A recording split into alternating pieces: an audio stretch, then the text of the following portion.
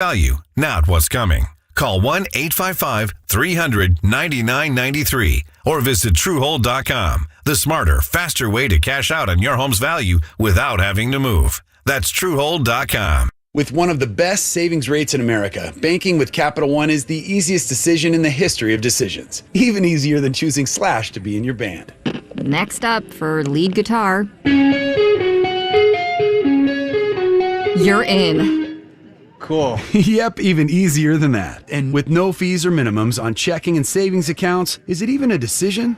That's banking reimagined. What's in your wallet? Terms apply. See CapitalOne.com/bank for details. Capital One NA, member FDIC. Dan Dockage for Affinity Whole Health. Affinity is the leader in testosterone and hormone replacement therapy, and I got to tell you, I see why. Since I started a testosterone replacement program with Affinity, my energy, mental focus, drive, everything is up, and the physical benefits are amazing. Check them out at feelgreatindy.com. Guys, you can improve the way you look, the way you feel. You can build muscle and lose fat. Affinity will give you the roadmap. Go to feelgreatindy.com. That's feelgreatindy.com. 93.5 and 107.5, The Fan. WIBC HD2, W298BB, WIBC HD3, W228CX, Indianapolis. The Pacers head to Philadelphia to take on the 76ers tomorrow evening at 6:30 on 93.5 and 107.5, The Fan.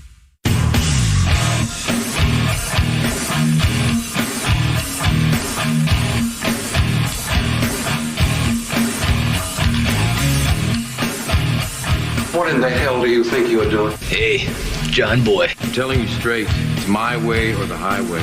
So anybody wants to walk, do it now. Hey, everybody, we're all going to get laid. And again, it's picked up. It's Darius Leonard. A pick six for the Maniac. Touchdown, I-N-D-Y. Yes, sir. Oh, the Dickens. Double time. Turner. Yeah. John, I have never been better to be on the air with you here in Indianapolis, a place where so many of my dreams have come true. The Ride with JMV on 93.5 and 107.5, The Fan. Yeah, last night was something. It was. We'll get back into that. The latest on Damar Hamlin and what took place over at Cincinnati last night, which was just absolutely emotionally awful. And it was across the board. It was for everybody. You know, folks around here that, you know, had no connection whatsoever. You watch that, and if you have any form of compassion within your being, it just struck you as just an awful moment. And we wish the best for his family and the Bills, those around him. And yeah, last night I was thinking about this, how I was going to start the show, because obviously, you know, we talk about things as far as lighthearted stuff. It's sports, and it's winners, it's losers. But last night was so much more than that. And a couple of things I was thinking about during it, and obviously I was bouncing back and forth between the Pacers and the Raptors. We'll get to that in a second. Purdue and Rutgers and Boilermakers getting knocked off by the Scarlet Knights last night up in West Lafayette. Between those two and Monday Night Football. And at the time, I was going back and forth between the Raptors and the Pacers, and you would turn it on, and, you know, the Pacers were playing well at the time, as they have certainly over the past four-game homestand, in which they won all four and have been incredibly impressive. But I switched it over to Monday Night Football, and I saw that play regarding Hamlin. And we are so, when it comes to conditioned, and I'm not suggesting we don't obviously have compassion for these guys when they get injured, but you just expect once the medical folks are on the field, you expect it to be about 3 to 5 minutes, and then either, you know, they take them off with help, or at the very least, if they're taking off on a cart, you're looking for that thumbs up, you're looking for anything, and 9 minutes is how long that was. And when you saw the players get around Hamlin in the semicircle, his teammates, and you saw the faces, the real emotion, you just knew how bad that situation was. And you just sit there and you wish for the best. I felt this way. Because I remember both times, and certainly whenever there's been, and the Dan Weldon thing I think about often, when seemingly there is no news whatsoever, you're thinking that it is all bad news. Now, on the other side of that, I remember a couple of years ago with Ryan Newman in the Daytona 500, and there was no news, and you're thinking it was all bad news, and it didn't turn out that way. But it was tough not to be struck with that feeling last night. Struck with that feeling of, you're watching this, what to think, how that strikes you emotionally, how that hits a chord in all of us. And how, without question, during football games, during their moments when they're down, you do just take it for granted, and you expect them to get back up to best care anywhere, and they're over to the sideline. I also felt compelled to think about Monday Night Football situations in the past, and those moments when you sit there and you're watching and you just couldn't believe what you were watching, or you couldn't believe what you heard. Like with the Howard Cosell news back in December of 1980 of the murdering of John Lennon outside his apartment building. It's the first time any of us back then, before any sort of mass and or social media was out there, that's how we all found out. And you think about the Theismann injury. Again, before a time when social media can help you remain in the loop. Last night was different than anything that I have ever seen, and certainly you go back to 1971 and Chuck Hughes, then playing for the Detroit Lions. I didn't know much about that other than the tragedy itself before doing a little bit more research on it and watching a couple reports on the former UTEP standout wide receiver that collapsed in the huddle on the field and passed away right there. But again, this was all before time of mass media, social media. The other thing that struck me last night was this, because a couple of you have asked, you haven't said anything, you haven't tweeted anything. In a situation like that, I'm often going to be quiet, and here's why. Because I would expect we know each other well enough for you to completely understand my level of compassion on anything like this. And you don't have to tweet about everything. That's kind of how I take it. Those that are offering up hopefully great news, inspirational news, those that are certainly forced into those moments over in Cincinnati and covering the story. You do. That is what it is your job to do.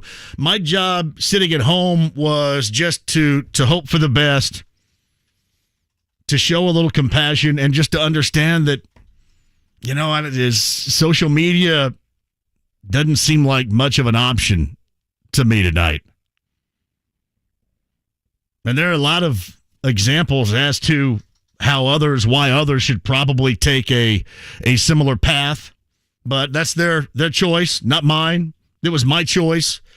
And I just sat back and I watched that. You search for any news, any positive news whatsoever you could find with your fingers crossed.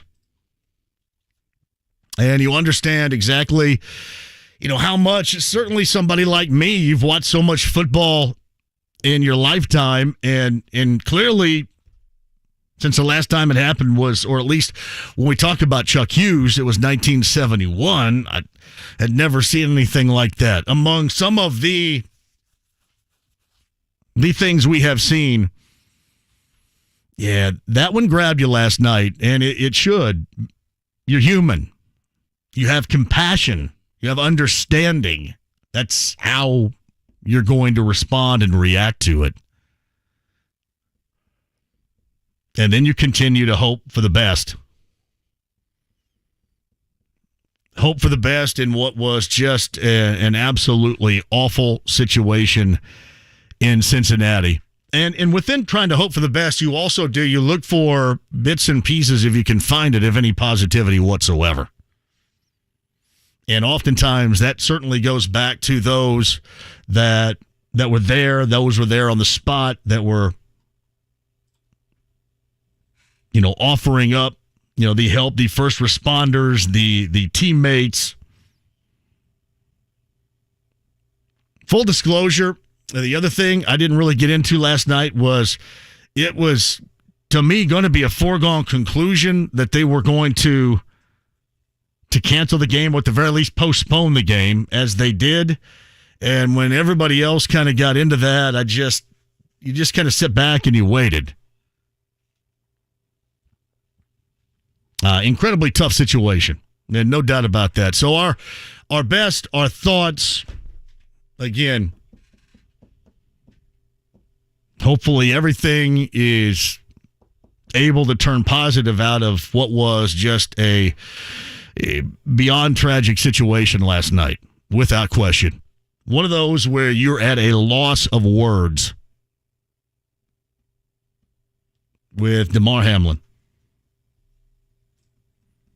So our best to him, his family, the Buffalo Bills, their organization. I do look for this because we often don't see it. I do look for bits and pieces of compassion. Yeah, we live in a world, face it, where sometimes you kind of wonder if it still does exist.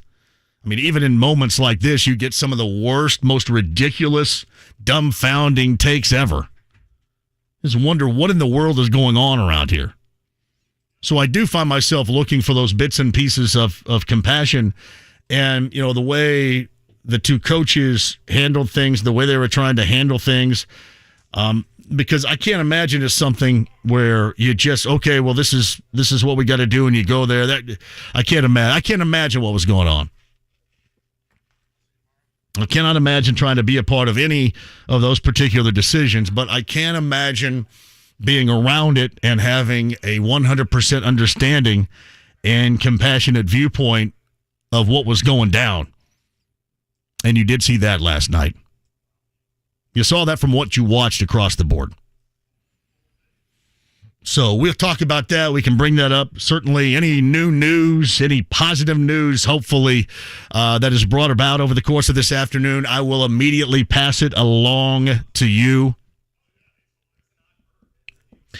But last night was one of those that will forever be in your memory bank. And here's hoping that when it is in your memory bank and it's locked and in there every single time you think about Monday Night Football for the future, that it has a happy ending. You can only hope. Only hope. So we can't hit that if you like. I mentioned, too, we were going back and forth, at least I was, last night between that and the Pacer game and the Boilermaker game. On the lighter side here, the Boilermakers a loser to Rutgers. Matt Painter had some interesting comments after the game. We'll get to those coming up a little bit later on as well. As far as what he had to say about Rutgers, that's just what Rutgers does. Seems like that's just what Rutgers does. Not just to Purdue. They do that to IU. That's what they do in the Big Ten. But Boilermakers, their first loss of the season. We'll see if they drop it. I'm sure that they will, entirely from number one. And then the Pacers last night. Among the negative stories, as far as results are concerned with teams around, and in this case, we'll just compare it to that of the Colts. Another storyline we'll get to coming up in a minute regarding Jim Harbaugh and some information that has been dropping. But the Pacers last night, I'd have to ask you this question to see where you are with it. Are we at a point right now with the Pacers where this is truly believable? Has the script flipped from this team being one of you got to sell somebody off and you're looking, you know how I feel about assets and thinking further down the road? I'm suggesting if you can win, you win right now. Now, I get in constant battles, in constant debates with others that suggest that you got to think more about the future. There is nothing better in sports than when you're supposed to, when you're trained, when you're told. And listen, I've been among those. I took my cue from the Pacers. I took my cue on that day, remember, when Rick Carlisle was on the show. And the Pacers head coach said, hey, I'm paraphrasing here, but chill. It's going to take a little bit, but we like what we have, and we believe we're going in a strong direction. That's me, not him. I'm paraphrasing what he said. But most of us took our cue from Rick Carlisle and the Pacers about what to expect. And as we stand here, barely into 2023, and this Pacers team, 4 games over 500, and it's not like they just beat some of the also-rans of the NBA. They beat some really good NBA teams. I'll give you a great example. That Cavaliers win the other night. You guys see what Donovan Mitchell did last night, right?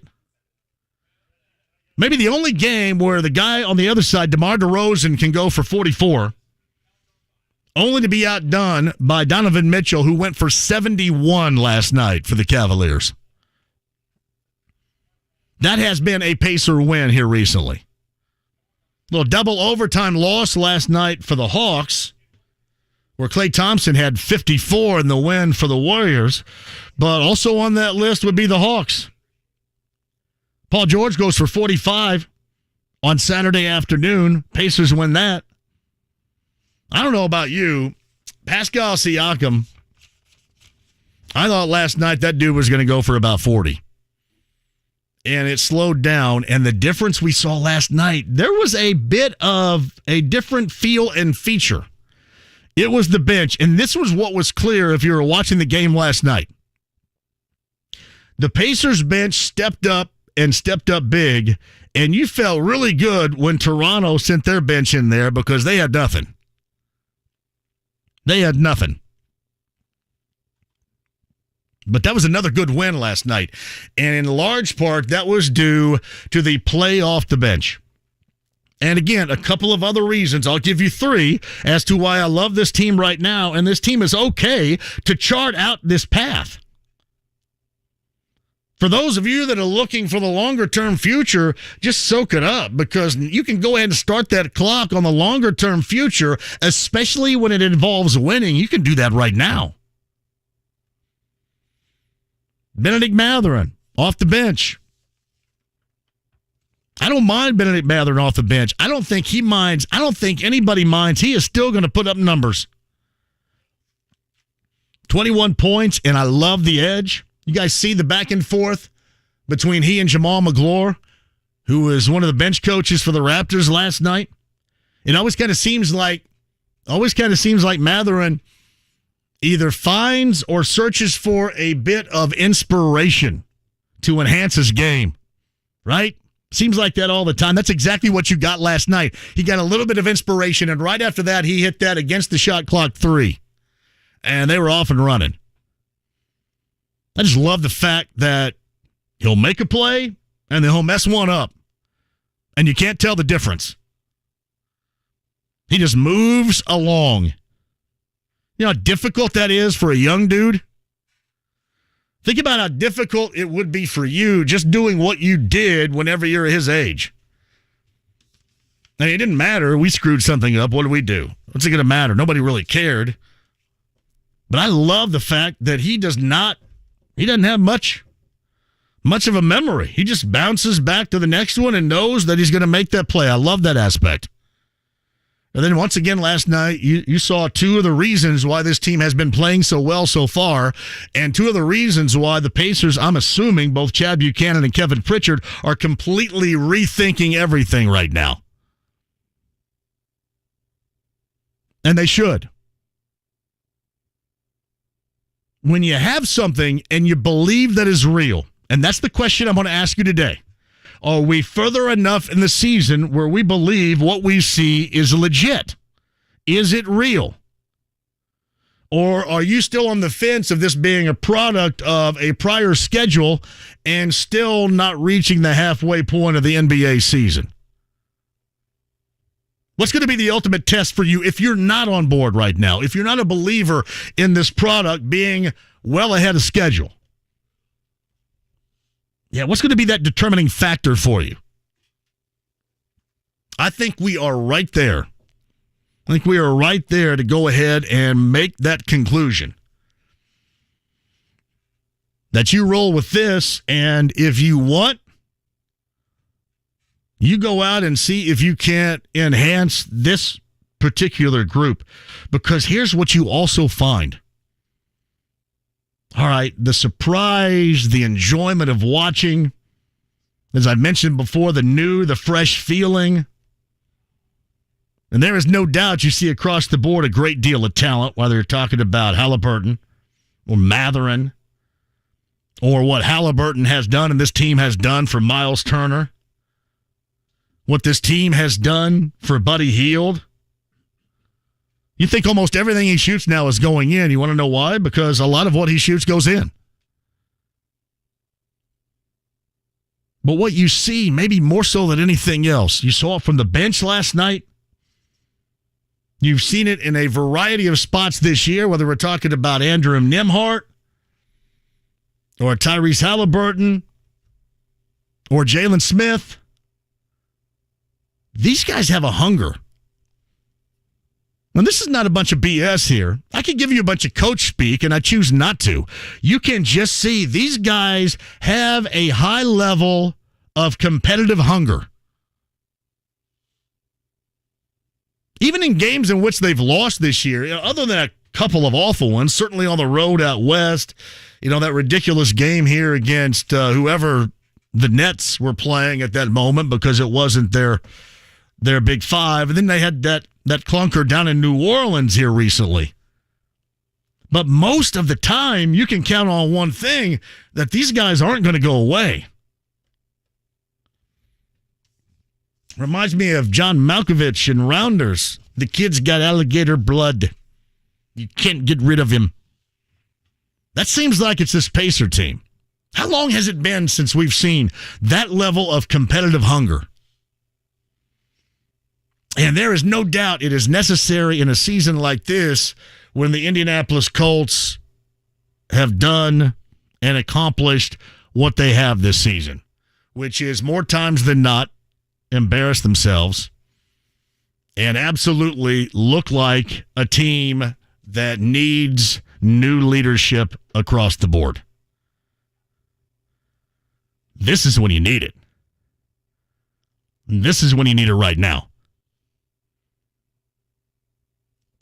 So, listen, grasp it. I say roll with it, go with it. What did I say yesterday? I think go with the buzz. What I said? Yeah. I'd go with it right now. I think I have seen enough. They still may lose in Philly coming up tomorrow night. Maybe Myles doesn't look good against Embiid, but I got news for you. Nobody has looked good against Joel Embiid.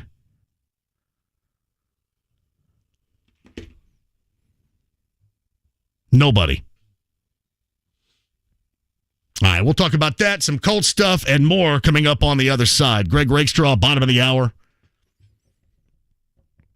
Ben Brown going to join us. PFF coming up in the 4 o'clock hour. That and a lot more. It is right here. And your calls as well. And our thoughts. And certainly all our well wishes and hopes and support for Damar Hamlin, the Bills, and all that took place in Cincinnati last night. And we will keep you updated on any information that we get. Quick break, and we'll come back inside the lounge via YouTube Live. You can find it right here, I guess, right now, too. Inside the Lounge via YouTube Live. You got us the stream, the app, HD Radio, 93.5 and 107.5 The Fan. Hi, I'm Emmitt Smith, Pro Football Hall of Famer and 3-time champion. Trust me, I know about joint pain. Pro Football's all-time leading rusher, Emmitt Smith, talks about chronic joint pain and exciting new regenerative treatments from QC Kinetics. I know what it's like to fight through pain, but now, you and I, we have help. QC Kinetics. QC Kinetics is the nation's leader in advanced, all-natural regenerative medicine that can give you lasting relief with no drugs, no downtime, and no surgery. Do you suffer with constant pain from arthritis or injury? Pain in your knees, hips, shoulders, or lower back? Don't assume steroids, pain meds, and surgery are your only options. Regenerative, restorative, natural solutions are now available. Don't let your joint pain keep you from doing the things you love. Call QC Kinetics now for a free consultation and learn how regenerative medicine can repair and restore damaged joint tissue. Make the call to QC Kinetics. Tell them Emmitt Smith sent you. Call QC Kinetics, 317-559-PAIN. That's 317-559-PAIN. 317-559-PAIN. Home shows provide homeowners the deepest discounts of the year on remodeling projects. And right now, Window Nation is bringing home show savings right into your home. Schedule a free, no-obligation in-home demonstration today and lock in this incredible offer. Get 2 free windows with every 2 you buy with no limit. Plus, pay no interest for 60 months. Imagine the savings in cost and lower energy bills, but you don't just have to imagine how beautiful new Window Nation windows will look on your home. You can see it. Use their free virtual visualizer at windownation.com/home show. Upload a picture of your house and try out hundreds of options online. Get design tips from the experts and learn how Window Nation's trained installation specialists have helped over 150,000 homes with over 96% satisfaction. But remember, these once-a-year home show savings are for a very limited time. Call Window Nation today at 866-90-NATION or go to windownation.com/home show. Get 2 windows free with every 2 you buy. Pay no interest for 60 months. That's 5 full years. 866-90-NATION or go to windownation.com/home show. What I love about working at Shane Company is that there's always something new going on. New things to look at, new jewelry for you to try on, new offerings. In addition to our great selection of natural diamonds, we recently brought in lab-grown diamonds. A lab-grown diamond has all the same properties as a natural diamond. It's a real diamond, just as beautiful, and made in a lab. You can't tell the difference. I invite you to come in and see for yourself. At Shane Company, you can compare 2 diamonds side by side and decide what's right for you. We offer the largest selection of natural diamonds and lab-grown diamonds. Choose from 10 beautiful shapes in a wide range of sizes, all hand-selected by our diamond experts for quality, beauty, and sparkle. Whether you choose a natural diamond or a lab-grown diamond, you can be sure it'll be absolutely gorgeous. So visit us today. We can't wait to show you what's new. Now you have a friend in the jewelry business. Shane Company and Shanco.com. Now another Bills player is down. And they are intensely working on Damar Hamlin. Nobody's concerned about football right now all the way around. America right now is concerned about one thing, the health and safety of this young man. What happens next? Tonight, Damar Hamlin's dream became a nightmare for not only himself, but his family and his entire team. Happens here. 93.5 and 107.5. The Fan. The Ride with JMV. Say, man, you got a joint? No, not on me, man. It'd be a lot cooler if you did. 93.5 and 107.5. The Fan. Hey, welcome back to the show. In studio today. A couple of times out coming up tomorrow. Got a lot to get to, and we will continue to follow what was last night's story, as we brought up at the outset, and we'll give you any information to pass along, any information absolutely immediately. Lighter side, though, Pacers a winner last night, Boilermakers a loser. We told you yesterday down in Columbus, the Boilermaker football program, not good whatsoever, but that was expected. And we'll get some of your thoughts on a lot that is certainly going on here in just a bit. Meantime, on the Andy Moore Automotive Group hotline, the Colts postgame show host, and so much more. Our friend Greg Rakestraw joins us on this Tuesday. I tried to, Greg, put into words what we all witnessed last night in watching that. And I kind of felt that last night there was no words from me to be necessary. So I just sat and watched and hoped and thought about, what was going down and hopefully what could be a resounding, dramatic turnaround from what we were witnessing. But from your standpoint, what was your feeling and how was that going from almost as we approach the 24-hour mark later on tonight as to what we witnessed in Cincinnati on that turf last night? It obviously the images that flash back to me are that of Hank Gathers from March of 1990. Yeah. And sadly, we know how that turned out.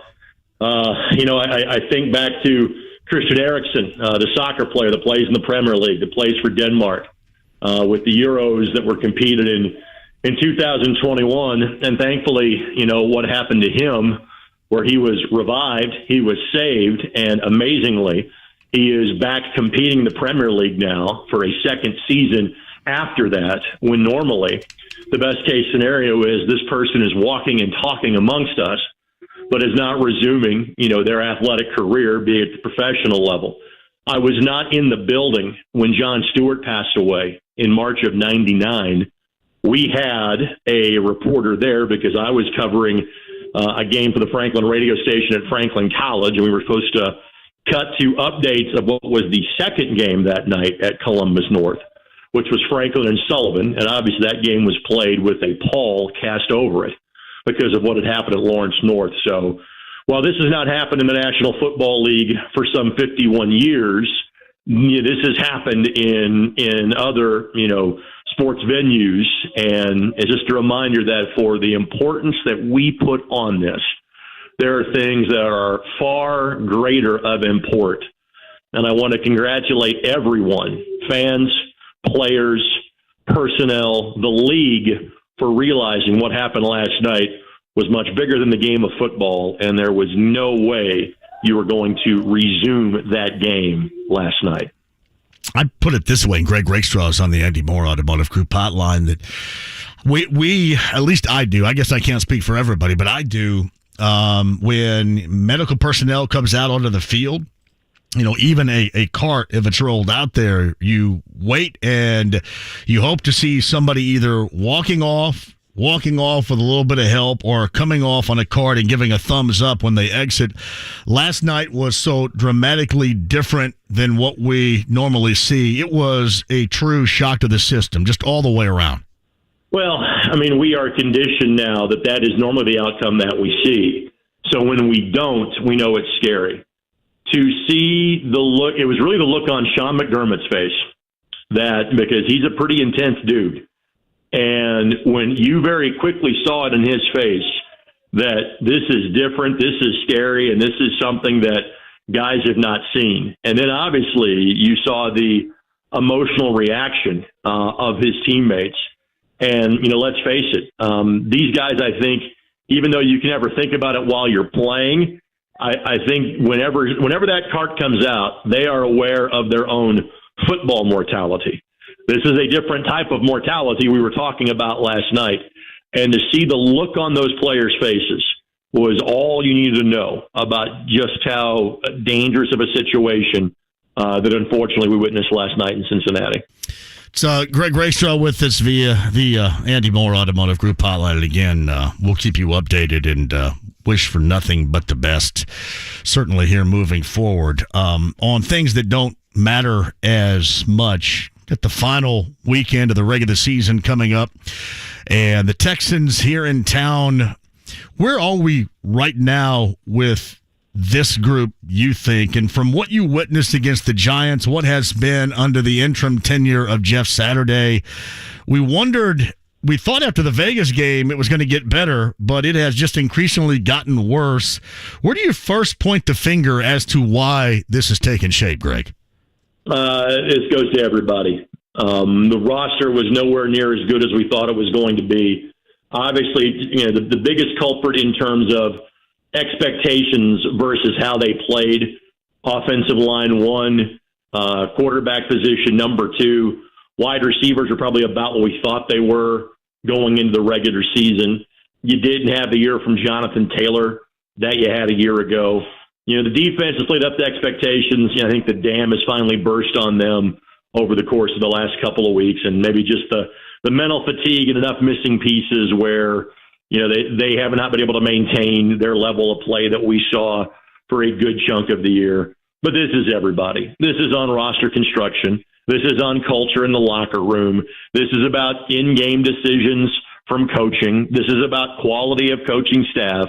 There is no one that escapes blame. There is no one that escapes responsibility for this thing completely going in the opposite direction from how what was expected out of this group. Well, and I don't even know where we can begin to adequately explain how rotten this has become. I guess you just start here. Do you see a way? I can see it with the owner, but I can't see a way to try to justify this, certainly with a fan base, of bringing Jeff Saturday back as the full-time head coach in 2023. I would agree with that. There is nothing of the results of what you have seen from Jeff over these 2 months to say, yep, that's the guy that I want. But again, at the same time, I'm not sure that's what Jim is going to base this off of. I'm thinking of, you know, the cliche about if you listen to the fans at some point, don't be sitting in the stands with them. But in Jim's case, I hope he is listening to the fans, because this is a group that is fed up. This is a group that is, I think, teetering towards apathy, which is the worst case scenario you can have. So if you base it just on what has transpired since November the 7th, no, I don't think you bring Jeff Saturday back. But in Jim Irsay's mind, I think he's also taking into account that Jeff Saturday was here from 1999 through 2011. And so, again, based on what happened the last 2 months, I would not be bringing him back. But because it's Jim Irsay that is involved, I have no idea what's going to happen. You feel the same way about Ballard? You know how I feel. I'm sure you hear how I feel about that to this point. Is it time to make a change there, as I've said, or do you think that there's still some value in moving forward with Chris Ballard in a 7th season? I think it's time for a complete reboot. But again, whether that will happen or not, I have no idea. But again, if you've already made a move on your head coach, you've already made a move on your offensive coordinator, clearly you're going to make a move in terms of your quarterback position, given the draft scenario that you now have, being a likely top 5 or 6 pick and having 3 quarterbacks that are likely, you know, high first-round picks. And again, just the machinations of all that. Again, it's probably the direction that I would go. Doesn't mean it's the direction Jim Irsay is going to go. So Greg Rakestraw, the postgame show host, and more. He's with us via the Andy Moore Automotive Group hotline. How much of an overhaul, player personnel-wise, do you think we're going to see in this offseason? I don't know how much you can ultimately do, but percentage-wise, what do you think we're looking at? You know, I think the natural grind or the natural churn, I guess I should say, of a roster is probably 25 to 30%. So you would say a little bit more. Maybe not as dramatic as you would think it would be. In other words, you know, because of the investment in the offensive line and because you have a 3rd-round pick from last year in Bernard Ryman playing at the left tackle position and learning on the job, the offensive line is going to have to be whom you bring in to coach them and what sort of impact you can have with that. But I think maybe you switch out one starter. I'm not sure it's more than that. You know, other than Paris Campbell, you got to make a decision on free agent-wise. Everybody else can be under contract of that group, and you can add to it because they're all on rookie deals in terms of free agency. I think the running back position is set. You know, you've got some young pieces you like at tight end. You had one you just couldn't play this year in Drew Ogletree. I'm not sure how much that position is going to change. Obviously, the quarterback room, other than Ellinger, likely gets wiped at this point. And defensively, you've been good most of the season.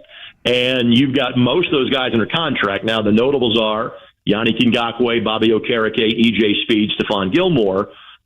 Maybe one or two of those guys come back. And if that's the case, you're not talking about that big of an upheaval. So it's why I do think this is not some long winter we're heading into. This is not the Houston Texans of the last 2 years, where that's clearly a 3 or 4 year rebuild they are going through. I don't think that this team is in that position.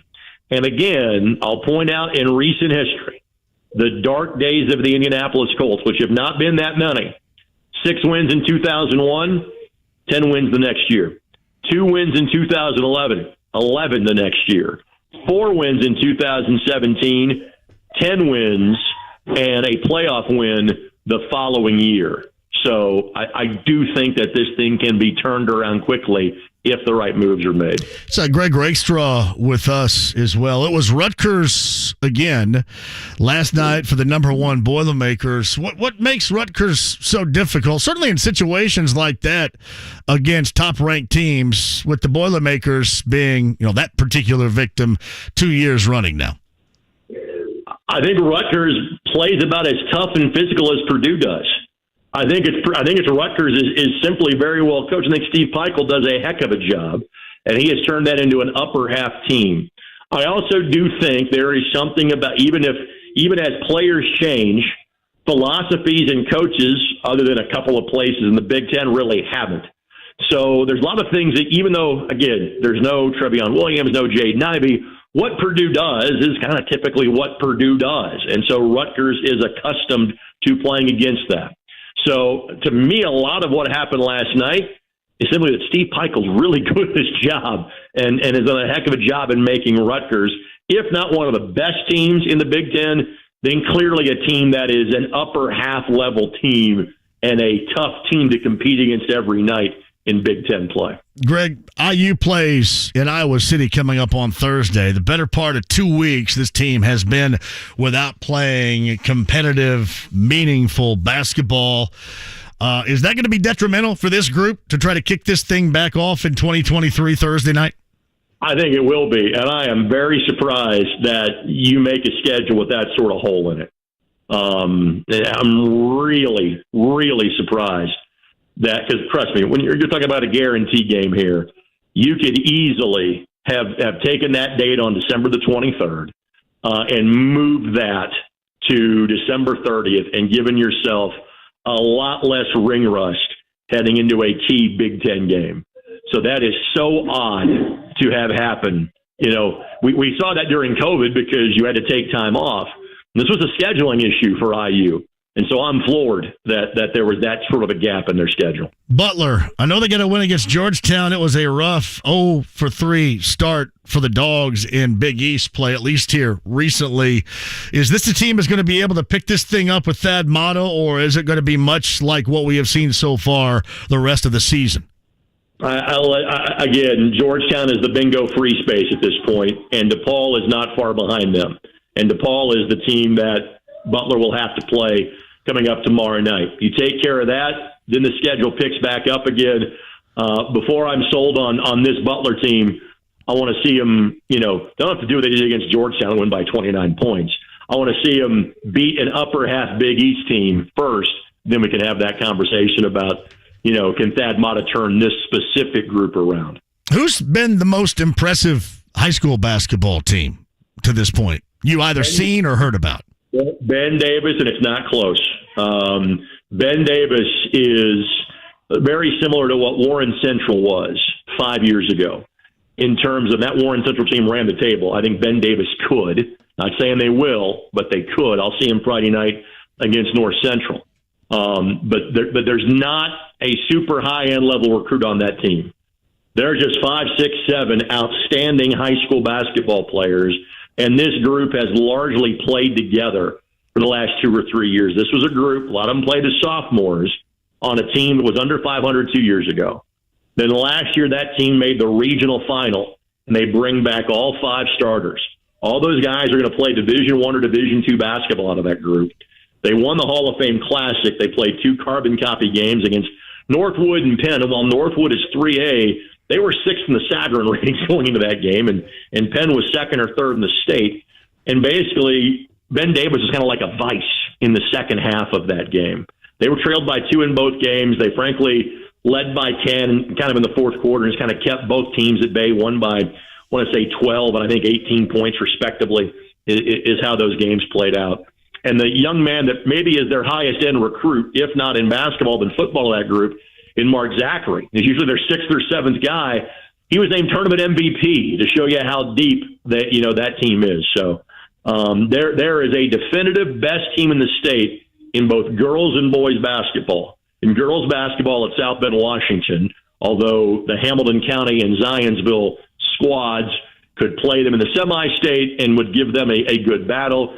Same with Ben Davis. Ben Davis is going to play some good teams the rest of the way in their state tournament run, but Ben Davis is clearly the best team in the state right now. One final thing, Greg. The NCAA group that has proposed the 90-team hoops tournament, I like it the way that it is. I thought it was even better the way that it was. What do you think about this prospect of 90 teams in the tournament?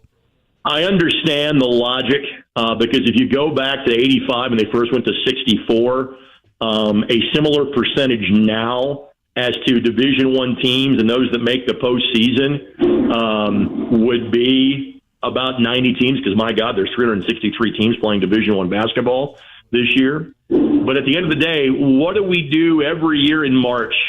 We don't complain about the bubble teams because the bubble teams go, man, that team's not very good, but you got to have 68 and they're going to make the field. And so, I understand the math, and I know that's the percentage in a lot of other divisions as to how many teams make the postseason in particular sports, saying 25 teams. That's a fair number. I just don't want to see as a fan, I want to see a 90-team NCAA tournament. You can kick it back to 64, and you'd be just fine. The only way that I am buying into 90 is if you set aside a reserve number of at-large bids for non-Power 5 conferences. Because you want to see the 10th-ranked team in the SEC in there. Right. Yeah. If you do that, you've got my attention. You and I both know that's never going to happen.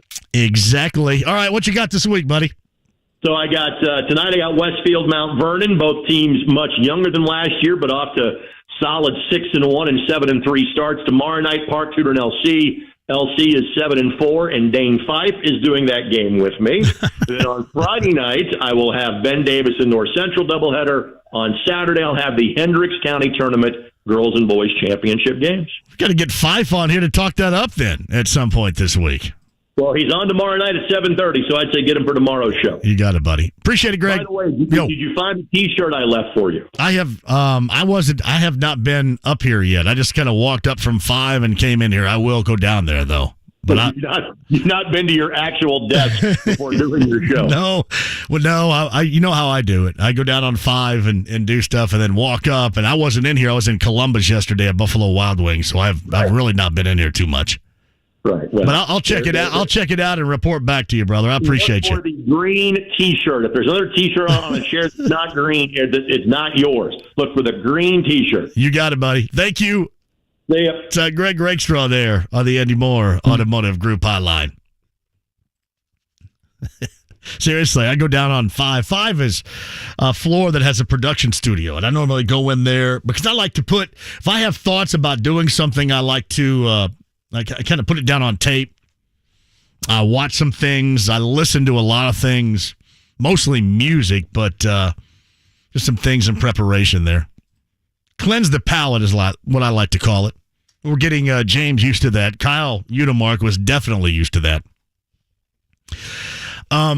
The family of Damar Hamlin today thanked the public for its support and asked for continued prayers for the Bills' safety, who remains hospitalized in critical condition after going into cardiac arrest on the field in Cincinnati last night. Here was the quote: "On behalf of our family, we want to express our sincere gratitude for the love and support shown to Damar during the challenging time. We're deeply moved by the prayers, kind words, and donations from fans around the country." The family said in a statement released a little bit earlier today, "We also want to acknowledge the dedicated first responders and healthcare professionals at the University of Cincinnati Medical Center who have provided exceptional care for Damar. We feel so blessed to be a part of the Buffalo Bills organization and to have their support. We also want to thank Coach Taylor and the Bengals for everything they've done. Your generosity and compassion mean the world to us. Please keep Damar in your prayers. We will release updates as soon as we have them. And when they release them, we will pass them along to you. All right, quick break and we'll come back. Inside the Lounge via YouTube Live. I'll get in there with you guys coming up in a minute. I got calls on hold. Jeremiah and Joe will lead coming up on the other side as well. Ben Brown of PFF in the 4 o'clock hour. This is 93.5 and 107.5 The Fan. Number one for new country. I got some famous friends.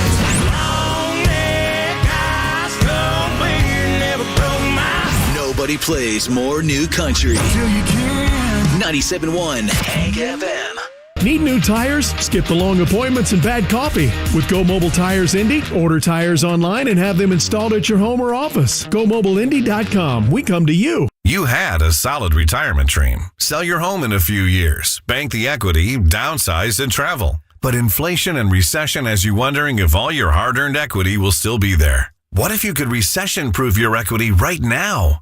You can with Truehold.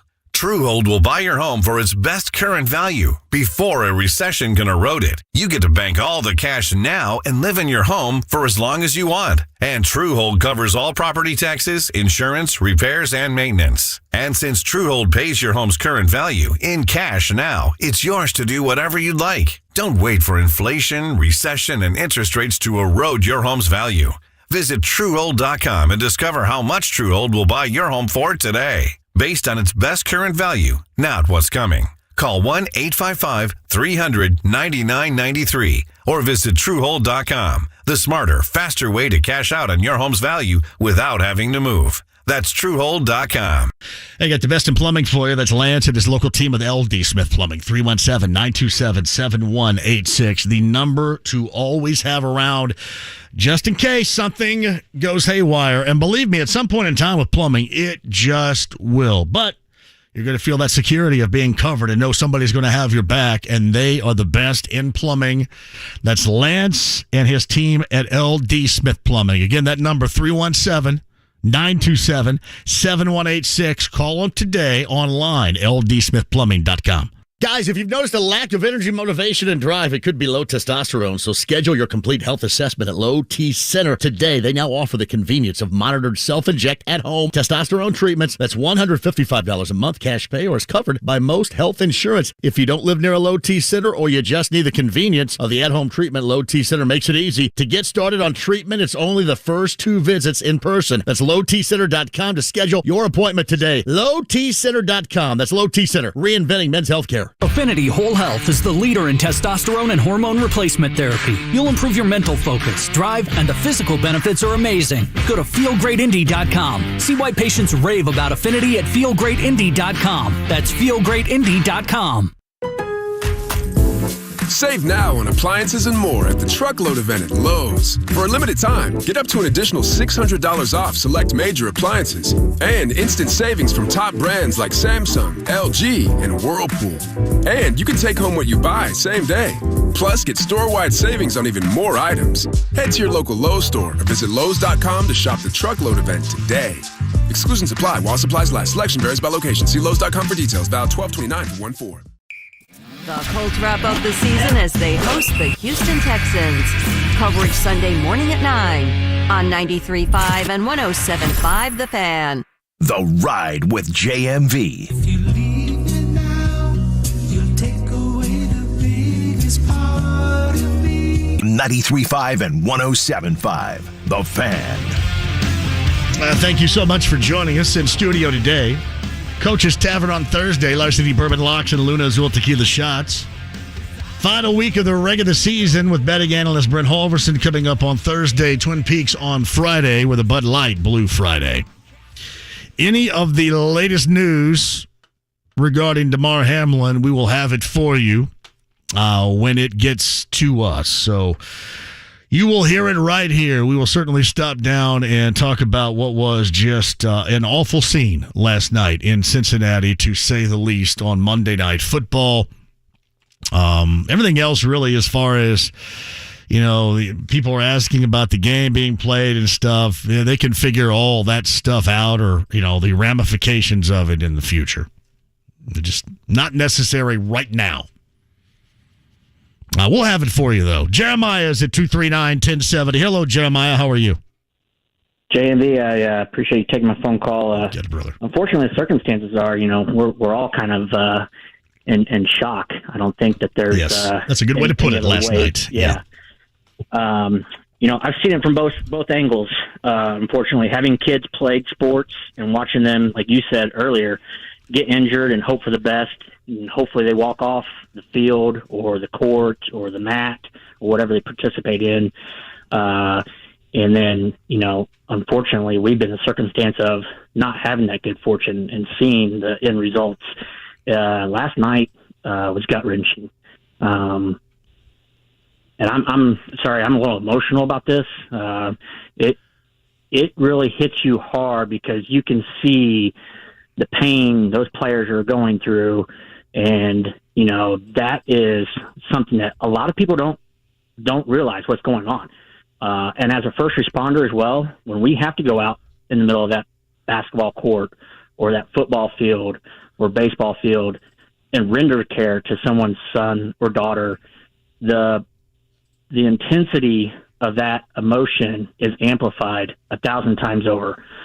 We know that fans are watching, parents are watching, and we provide the best care possible for their athlete.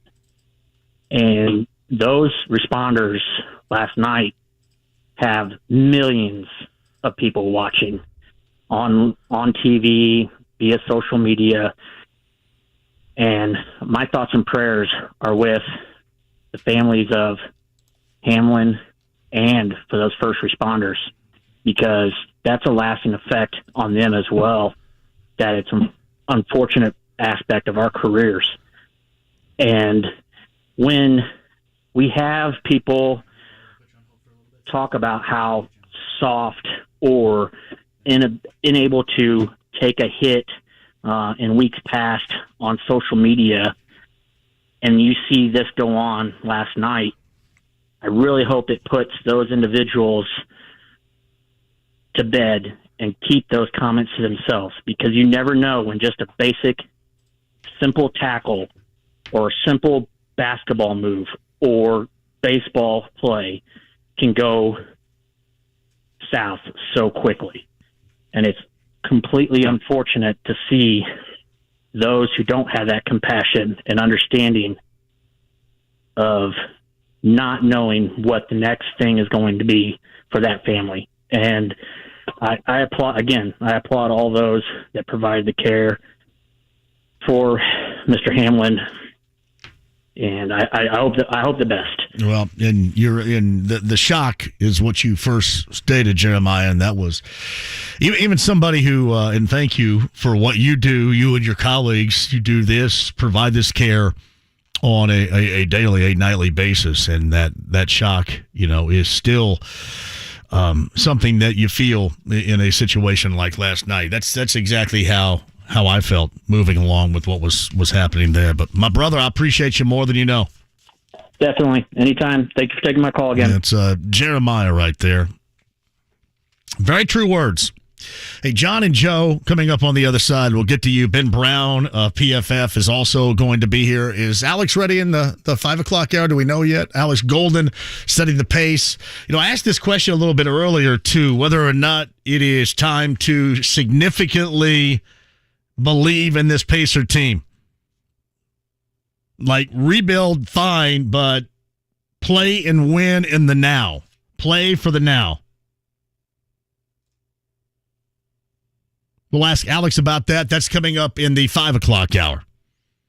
Otherwise, 239-1070 is the number inside the lounge via YouTube Live. I love seeing you guys there. We'll come back. And again, any of the latest news we will continue to follow regarding Damar Hamlin and what took place last night on the field in Cincinnati.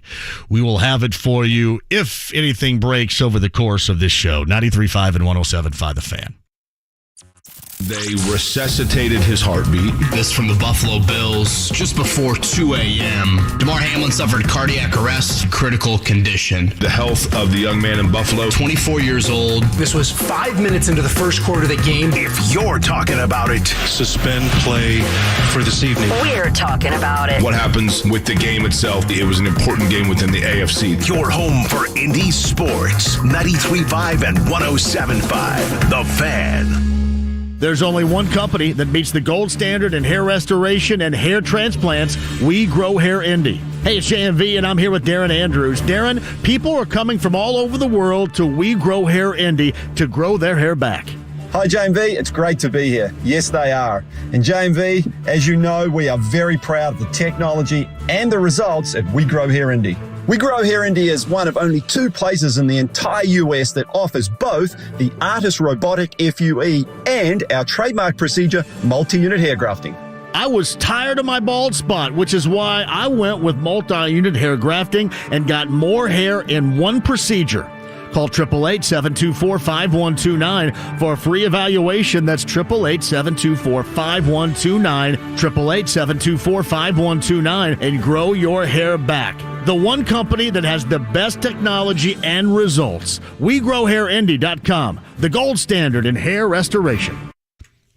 Hey, everybody, we've all heard stories from friends and family about something really bad that happened. You're in an accident, there's a painful, life-altering injury, huge medical bills, even wrongful death, all from someone else's fault. Some of you are dealing with it right now. That's where the attorneys at Paul Ritchie Law Firm can help. Tony Patterson, Paul Cruz, and John McLaughlin lead a team with over 70 years of collective courtroom experience and millions of dollars in jury awards and settlements for their clients. Now, none of us can change the past. Just know that Tony, Paul, and John are on your side to help you and your family going forward. They're recognized by super lawyers and U.S. News and World Report as being among the leading injury lawyers in Indiana. So even if you're unsure you have a case, give Paul Ritchie a call. They'll listen and give you their free experienced legal opinion. Call 317-269-2509 or visit PARinjury.com. That's PARR Injury.com.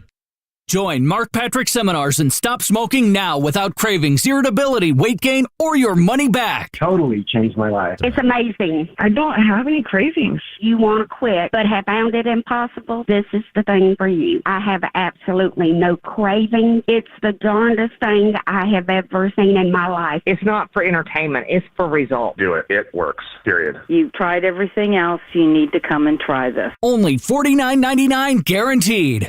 No irritability, no cravings, because don't just cut down, but stop smoking once and for all. In addition, use hypnosis to lose all the weight and destroy unwanted cravings. Seminars are Thursday, January 19th at the Holiday Inn Express and Suites in Noblesville. Weight loss seminar 5:30 p.m. Stop smoking seminar 8 p.m. Or Saturday, January 21st at the Holiday Inn Indianapolis Airport. Weight loss seminar 11 a.m. Stop smoking seminar 2 p.m. Sign up at markpatrickseminars.com. That's markpatrickseminars.com. LG Smith Plumbing. A dirty, stinking honest. The crew at LG Smith Plumbing has deep roots in Indiana. Unfortunately, most of the trees around here have deep roots too. And if it isn't roots in your pipes, it's a water heater ruined by sediment. No matter the plumbing problem, we'll show water who's boss. So if you need a new water heater, call us today and save up to $300 on a tankless water heater or $150 on a storage water heater. LG Smith Plumbing. A dirty, stinking honest. 93.5 and 107.5. The Fan. WIBC HD2 W298BB. WIBC HD3 W228CX Indianapolis. Pacers head to Philadelphia to take on the 76ers tomorrow evening at 6:30 on 93.5 and 107.5 The Fan. The Ride with JMV. Get him a body bag! Yeah! All right. 93.5 and 107.5. The Fan. Hey, welcome back. Trackside is tonight at 7 o'clock, by the way. Nathaniel is in here training with James. Good to have Nathaniel in the building today, too. John, Joe, and John, you guys sit tight. I'll get to you in just a second. And again, following any of the latest regarding the happenings on the field in Cincinnati last night, where Damar Hamlin had his heartbeat restored after suffering cardiac arrest. That was during the first quarter of the Bills-Bengals game last night. He remains in critical condition at a Cincinnati hospital. The family for the Bills sent out a press release a little bit earlier. I read you that, and if anything else happens over the course of the afternoon, of course, we will keep you updated. Alex Golden setting the pace coming up at the 5 o'clock hour. Whether or not this is the time to go ahead and embrace this Pacer team as winning right now and in the future. Which means, what do you do with 33? Are you extending 33? Alex Golden coming up at the 5 o'clock hour. Again, your phone calls at 239-1070 in a second, but on the Andy Moore Automotive Group hotline from PFF, he is the data scientist, the numbers analyst, and more. Happy New Year to Ben Brown up in Minneapolis, Minnesota. Hello, Ben. How are you? Oh, JMV, I'm doing pretty good. Happy New Year to you and yours as well. It's been a tough week for our football teams, unfortunately. Yeah, well, it's been a tough almost every week for the football team right here, Ben. There's no doubt. And it looks like, to me, like others will tell me that they think this is going to be a quick rebuild. I don't know if I necessarily see that. The offensive numbers, I can't imagine. We're going to start here with what we have witnessed, certainly under the guidance of interim head coach Jeff Saturday. Just how bad has it been and how bad was it in MetLife Stadium on Sunday against the Giants again? Yeah, I mean, it was pretty much atrocious. I think, from an EPA perspective, they are completely bottom of the barrel, from an NFL team perspective outside of, the Houston Texans. So not really the company that you want to keep, Week 17 specifically. I would say they were, maybe a little bit above average from a rushing perspective. Their pass blocking was okay, but once again, the quarterback position is very much, I would say, kind of holding this offense back. And then, of course, you did touch on, the Jeff Saturday situation, but early on in the game, the 4th and 1, basically, where they decided to kick the field goal to go up 3 points. Those are the decisions where, if you want to win football games, especially with a roster that maybe isn't as talented as the one you're facing off against, those are the situations that you absolutely have to press, I would say.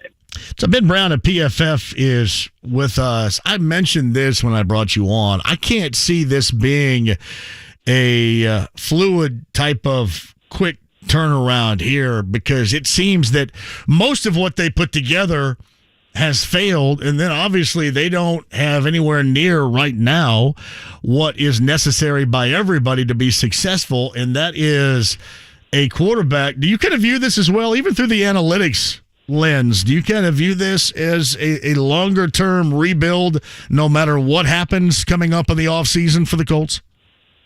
Yeah, I mean, obviously in the perfect world, they do find that young signal caller in the draft and very much identify him as a guy that they can build around, right? But I still think the pieces, in place offensively, there are a lot of question marks. I think you would have wanted to see in some ways, a guy like Michael Pittman Jr. very much dominate from a target share perspective and very much kind of be that guy that can at least help a mid-lane to average quarterback. But I would say that he's, in some ways been a little bit more of a disappointment, and that maybe the light is, more clear on him being, a pretty good and functional number 2 guy, but not somebody that can potentially carry this passing offense. So I think, the pieces that they have in place, although good, there still isn't very much, I would say, separation, especially with a quarterback that is very much going to be learning the position at the NFL level. So I think it's, a very much, I would say, kind of a multi-year rebuild, unless they maybe hit on a guy, that isn't a first round, draft prospect, a la, in the Jalen Hurts mold, and then can somehow, finagle players around him as they continue to get better. But it still seems very much like they're probably, 2, if not 3 years away from, probably once again being able to compete with a team like the Jacksonville Jaguars, I would say. If you can right now, I want you to look up the offensive line, both individually and collectively. I will start individually, too, and start with left tackle, because obviously Bernhard Raimann is a rookie, and he has, been kind of thrown into the fire, which, you got to do, and especially if you're the Colts, you have to do, because you're not any good right now. You look at his individual numbers and then go into collectively this offensive line as we enter the final regular season weekend of the season.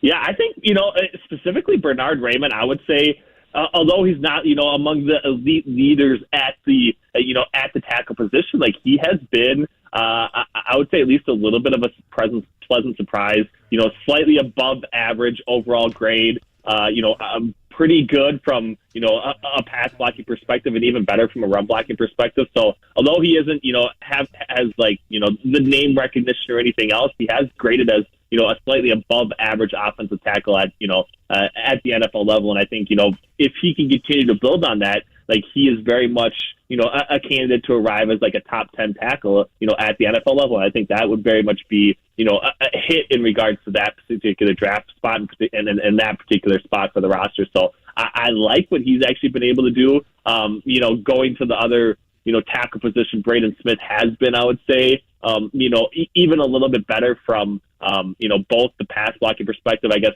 a little bit lower, from a run blocking pass. But I think the weird thing about the Colts offensive line specifically is that they've gotten at least league average play from both tackle positions. It's been the interior of it that, has very much, I would say, not lived up to expectations this year. Well, let's go to Quenton Nelson with that in mind, and certainly one of the lowlights of not just his career, but certainly this season from the Colts would be Dexter Lawrence basically pancaking not only him, but also sacking both he and Sam Ehlinger this past, I think it was Sam Ehlinger, the Foles or Ehlinger. I think it was Ehlinger by that time.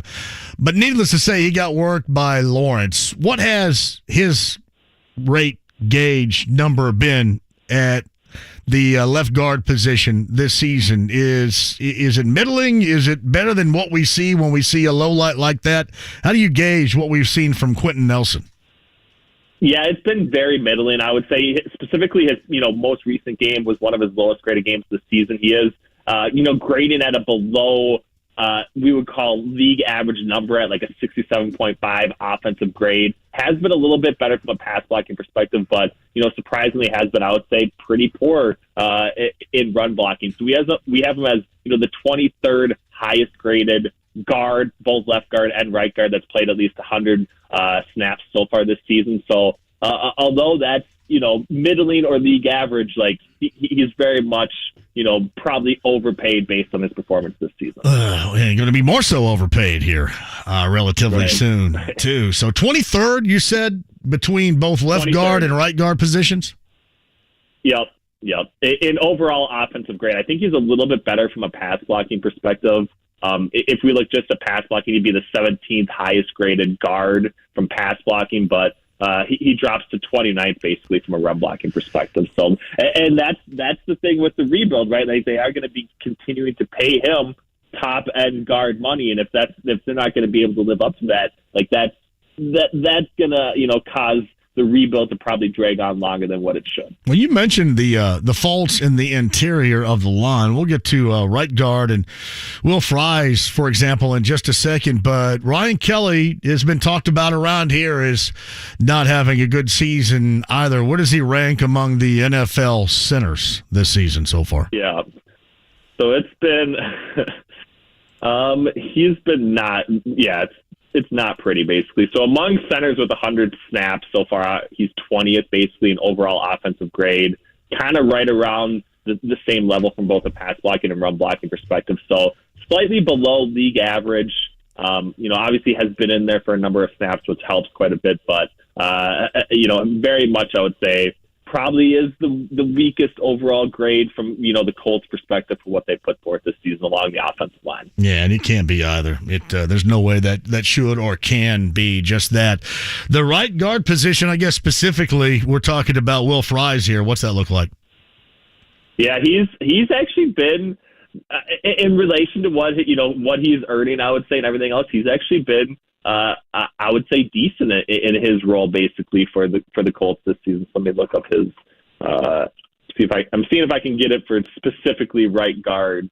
But I guess he hasn't been all. He's been a little bit lower. Obviously, he had the Week 16 game, which was by far his best performance of the season. But last week, from a pass blocking perspective, he was the worst among the offensive linemen. 32.5 pass blocking grade, probably one of the worst, overall pass blocking grades of any guard or tackle, I would say, last week. So has still been okay from a run blocking perspective, but far below, I would say, league average in pass blocking situations.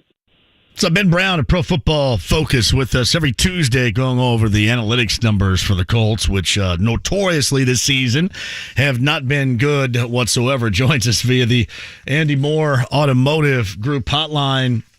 I know he's done for the season, but the reason why I bring this up is because he was something I was counting on, I was hoping for, and he hadn't had the type of season that I expected, although I think others got out of Yannick Ngakoue coming off that edge defensively what they expected to get out of him. How has he looked? How the numbers that he has put up, and is he worthy on a 1-year deal to contemplate bringing back here next season, Ben? That's a good question. I'm interested in, kind of the expectation for what his contract should be. He has been, I would say, okay from a pass rush standpoint. Run defense, he's very much struggled. Unfortunately, the Week 16 game was probably his best overall. Actually, definitely his best overall game of the entire season in both facets. High number of snaps that game as well, but. He's a guy that, we've talked about numerous times in situational type pass rushing. He can win in one-on-one settings. And I think if you need depth at the position, he can in a lot of ways fill that void. But when he has to be the number one guy, play in and play out and be there from a run defense perspective, I think you're very much going to get, I would say below league average type production from him. So if he's anywhere close to, getting paid from that perspective, I would much rather, I would say, take my chances with a younger guy through the draft. Defense, well, they've tried that too, by the way. Defense overall, I think when most Colts fans look at it, they say, well, they haven't deserved most of the fate this season that the offense has presented them in being so woeful. Where have they collectively ranked all season long, and where logically will they end the season? Yeah, so we basically have them, right around as like the 12th best defense in football, so a little bit above league average, actually. I think, some of that is, they do have, I would say, strong cornerback play and strong coverage play, and Stephon Gilmore's graded out well. I know he's injured now, but Isaiah Rodgers has also graded out well, and they have, I would say, enough guys that have been able to generate pressure where they have been able to, slow down or stop opposing offenses. So 12th, that a 12th or 13th range basically is kind of where we have them at. I think, from that perspective, if you're looking at like defensive specifically, like that's got to be the point where you are optimistic about their outlook. And maybe that's the spot where, if they can perform a little bit above expectation like they did last year, like they could very much carry this team, back to relevancy with even, average quarterback play, I would say. Hey, Ben, do you guys rank the quarterbacks in college football? We do, right? We do stats. And before you get into this, you can explain it. I want you to look for that right now as I present this question to you. So we know where Bryce Young is going to end up. And there have been other names out there. Certainly Will Levis of Kentucky has been one. But we got to witness the other night C.J. Stroud, and certainly we've seen him plenty of times around here over the course of the Big Ten season. But we got to see him against a really good Georgia team. Not as good defensively as they were a year ago, but who was going to be, considering what they lost to the NFL, but still good. That performance combined with what you have seen this season, Is he among the best? Is he second best? Where is he ranked, do you think, as we enter the offseason in preparation for the NFL Combine here? Yeah, so I can tell you, from PFF grading perspective, and this obviously does include some, younger guys that aren't going to be draft eligible, we had him as the 6th best Power 5 quarterback, specifically from a passing perspective, right? So guys above him, kind of like you said, Bryce Young was PFF's number 1 graded passing quarterback. Drake May, the freshman from North Carolina, was number 2, who, very much looks like a number 1 overall draft prospect as well.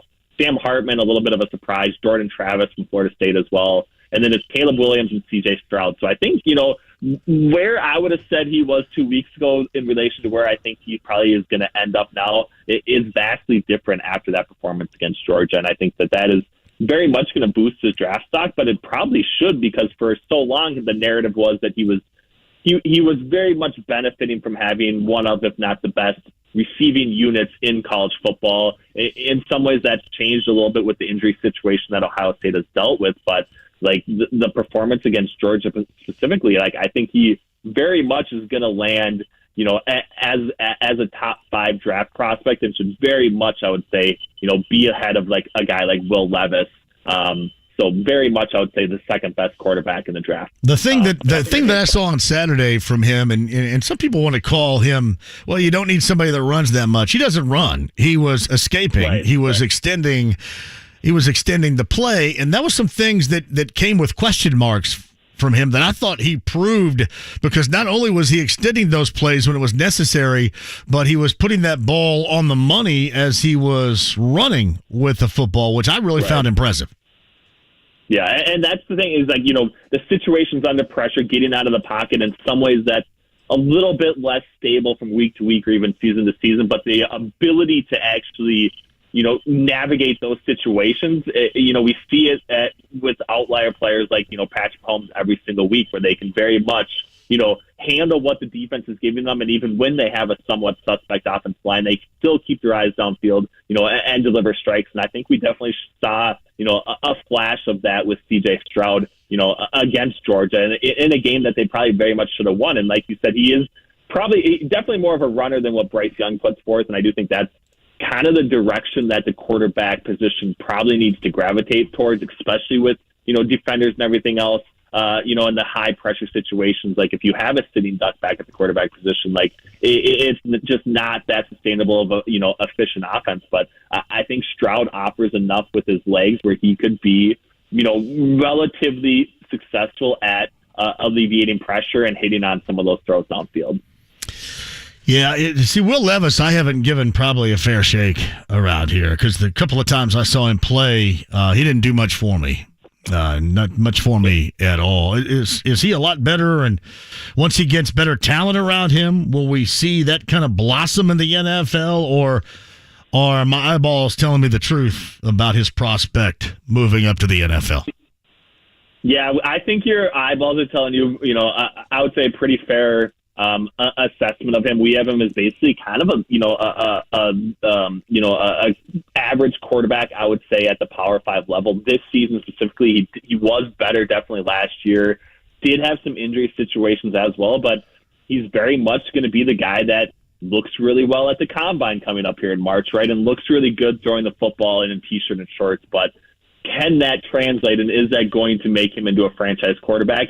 Maybe, but I think he has, you know, in a lot of ways, some of the same characteristics and same makeup as Josh Allen had coming out. And I think that's going to be the appeal with Will Levis, is can he kind of live up to that? And I think through the first 2 years of Josh Allen's career, nobody really expected him to, you know, arrive at where he actually has. And I do think he's probably more of an outlier and not the prototypical guy that you probably want to chase and find the next Josh Allen. So from my perspective, I'm very much out on Will Levis. I probably would have said I was out on C.J. Stroud before this performance against Georgia as well. But I think if I was leaning in any one direction, you know, I would definitely be more inclined to go with C.J. Stroud much further, much quicker, more so than Will Levis. And I don't think that's going to change the rest of the draft process. All right, Ben, before I let you go, any other interesting numbers as we enter the final weekend of the NFL's regular season? Oh man, everything is so up in the air right now. I am, you know, severely delayed, and even the things that I've been able to look at coming out of week 17 here, with just so much unfolding behind the scenes. But I think next week we'll have some good wrap up statistics for all the, you know, the Colts faithful, and hopefully provide some hope to what's to come here in 2023 and beyond. Ben, I appreciate you more than you know. One final check-in. I guess we could probably do it during the postseason. I can't remember a year ago if we did that or not, but we can certainly look forward to doing that too. It's up to you. I'm always here for you. I love chatting, so anything we can do definitely is great from my end and will always work. So I appreciate you. I hope you have, you know, good rest of the season. Let's see some Pacers victory here. Yeah. How about that? Are you a big Timberwolves fan?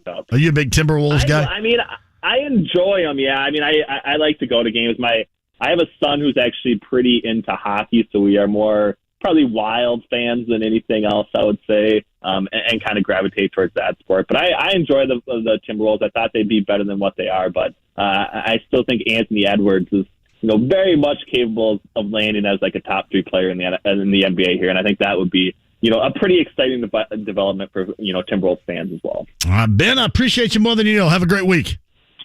Thanks. We'll talk to you soon. Ben Brown of PFF on the Andy Moore Automotive Group hotline. It's from John Buzzer, JMV. I definitely glad we have you so we don't have to listen to ESPN or Fox Sports yelling shows. I saw a clip of Skip crying over his own tweet. Yeah, he fired that off last. Yeah. And that's... I take this tact, and maybe I'm wrong about it. I guess when you're out there, good or bad, you always have to. Some people say to embrace it. I just don't look at it that way. I think I just don't always have to be doing it. I don't feel as if I need to have an opinion on absolutely everything. And as I mentioned a little bit earlier, regarding what took place last night with Damar Hamlin, I just felt secure that you would know how I would feel about it anyway. And we were all just intent on watching this unfold and hope for the best. My first thought wasn't to reach for my phone and tweet something out. Here's the other thing, too. To me, and maybe this is just me, but there is, in terms of social media, in what I do, I don't want to look like that I'm going to send something out for the sake of what they call amplification or retweets. That to me is a bad look, and maybe that's just how I look at it, but that's how I look at it. And as I mentioned, I just kind of consider it, I don't necessarily have to tweet about everything.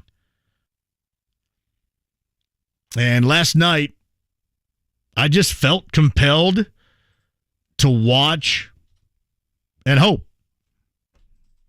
That's how I felt last night.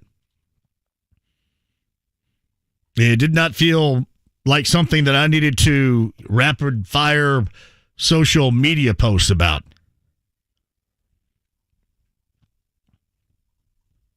I don't know. I know that's a little bit different, and I'm sure in the modern era, and believe me, it's not like I still wouldn't say, at times when I get in social media, I'll still say something stupid. But last night was just, in my mind, completely different. I wanted to watch and hope. And I mentioned this a little bit earlier. You just become conditioned to wait for that good news, and that good news is going to happen. And it just went on and on with no news. And, being an IndyCar fan around here, you've been through this before. When you don't get news at all, you feel like it's going to be the worst case scenario. And that's how I think we were all feeling last night. But that's where I was. Yeah, and as far as Bayless is concerned and all that, he does that for a paycheck. I do this for a paycheck. I'm with you, and this is what we do daily. I'm just not necessarily ever going to be built that way. And, good. I'm sure good for him. His paycheck is probably substantial, but I'm pretty happy with what I do and who I am on a daily basis, and I can certainly live with that. But that was my feeling in a nutshell going through that last night. And going through that with a lot of you. And a lot of you just like me that just watched and hoped for the best. And still do. Quick break and we'll come back. If you're on hold, we got Mike, we got Joe, we got John, we got Alex Golden setting the pace. Regarding this Pacer team, is it time now to stop worrying about assets in the future and then believe in this team in the present? I believe that it is. We'll ask Alex about that, talk to you about that, and more coming up on the other side. 93.5 and 107.5 The Fan. How about this for the perfect holiday gift? Get moving again, pain-free. You can do that via QC Kinetics. They are the nation's leader in advanced regenerative medicine, taking unique protocols to use healing agents from your own body to target aching joints, repairing and restoring damaged tissue so you can move again with no surgery, no drugs, and no downtime. Got shoulder pain, excruciating hip pain? You have any arthritis or lingering pain from an injury, don't let them operate on you or give you more steroids. You call QC Kinetics with locations in Eagle Creek and Greenwood and get a free consultation today. This is the future of joint pain management, and appointments are available as soon as the next week. So make 2023 the year you say goodbye to joint pain. Call QC Kinetics. That's 317-559-PAIN in Eagle Creek and Greenwood. Give QC Kinetics a call today. 317-559-PAIN. Hey, Johnny, for Andy Moore, Buick GMC 131st and State Road 37. It is in Fishers. My friend Eric Wilson is ready to set you up. Starting a new year with a new set of wheels is fantastic and can do that at Indiana's best with a great price tag. I'm going to tell you what, this level of importance of service after the sale stuff, don't lose sight of that. And to be the best, your service after the sale has to be the best as well. That's what they give you at Indiana's best. Tell Eric Wilson that I sent you today for that new vehicle, like the GMC Acadia. You'll love that, brand new, and ask about the Elevation package. I promise you'll love it. Andy Moore Buick GMC, 131st and State Road 37. It's in Fishers. Guy Relford here. Time again for the Indy 1500 Gun and Knife Show this coming weekend at the State Fairgrounds, Friday, Saturday, and Sunday. There's never been a more important time to exercise our rights as true Americans. It's the Indy 1500 Gun and Knife Show. See the best in sporting, hunting, and personal protection gear, plus great displays of Americana. Come see us this weekend at the Indy 1500 Gun and Knife Show, Friday 2 to 7, Saturday 9 to 6, and Sunday 9 to 4. It's the Indy 1500 Gun and Knife Show. See you there. Yo, Pablo Torre here, host of the ESPN Daily Podcast. When you want to go beyond your feed, when you want to get inside the score, when you want to get behind the highlight, there's ESPN Daily. Go deeper into the stories of the moment. Get the exclusive access and insider perspective that only ESPN can give you. ESPN Daily, hosted by me, Pablo Torre. Listen and subscribe wherever you get your podcasts. At 1 Hour Heating and Air Conditioning, our comfort specialists can handle any heater repair. Just call 855-1-HOUR or visit onehourair.com. Always on time or you don't pay a dime. Independently owned and operated, licensed in their respective state or county. Hey, fellas, need an annual health exam for work, or you just want to prioritize your health this year? I recommend Low T Center to get your complete health assessment. They check all your levels, not just testosterone, and typically completely covered by most health insurance. And if you're not insured, it's less than $100 for full labs and an office visit with the provider. Low T Center specializes in men's health, making it quick and easy. That's lowtcenter.com to book your appointment online. Low T Center, reinventing men's health care. Be ready for snow at the Mower Shop in Fishers with a gas or electric Toro snowblower, and prepare for mowing season with discounts on select Spartan mowers. 317-849-9500 and themowershop.com. Now another Bills player is down, and they are intensely working on Damar Hamlin. Nobody's concerned about football right now all the way around. America right now is concerned about one thing, the health and safety of this young man. What happens next? Tonight, Damar Hamlin's dream became a nightmare for not only himself, but his family and his entire team. Happens here. 93.5 and 107.5. The Fan. The Ride with JMV. Are you kidding? 93.5 and 107.5. The Fan. Ben Brown, the PFF podcast, along with the Greg Rakestraw, 107.5thefan.com. Now, the golden question is whether or not what we have seen so far from the Pacers, what we witnessed last night, what we've certainly witnessed over the past 4 games, 21-17, 4 games over 500, good for 6 right now in the Eastern Conference. Is this real enough to suggest that, hey, worry about the greatest assets down the road? Let's win some games and see what they can do this season. It also means, how do you deal with Myles Turner? Myles Turner has been very good with his team. Tomorrow, don't get me wrong, tomorrow is going to be a test. Tomorrow is Joel Embiid. But you also have to keep in mind that Embiid has worked everybody this season. But I'm going to be interested to watch that as well in Philadelphia. Pacers 7-3 in their last 10, winners of 4 consecutive. I don't think we're so much worried about the future any longer. You've been without winning, consistent winning for such a long time. If you feel as if you're getting some and that could continue, I think you're ready to embrace it and embrace it right now. I don't think there's anything wrong with that. See if everybody's on board with it. Last night, a win over the Raptors, that final 122-114. The rookie Benedict Mathurin had 21, Buddy Hield 19. Myles went for 18 and 10 last night in that game. And the bench was spectacular. And the bench made Toronto's bench look like the worst bench in the NBA, full disclosure. Along with that 20 win from Mathurin off, or 21, I should say, from Mathurin off the bench, just a lot of production. That was good to see. As we mentioned, the continued big story of the day came from Monday Night Football last night, about the 6-minute mark of the first quarter, when Damar Hamlin collapsed on the field. He suffered cardiac arrest. His heartbeat was restored on the field.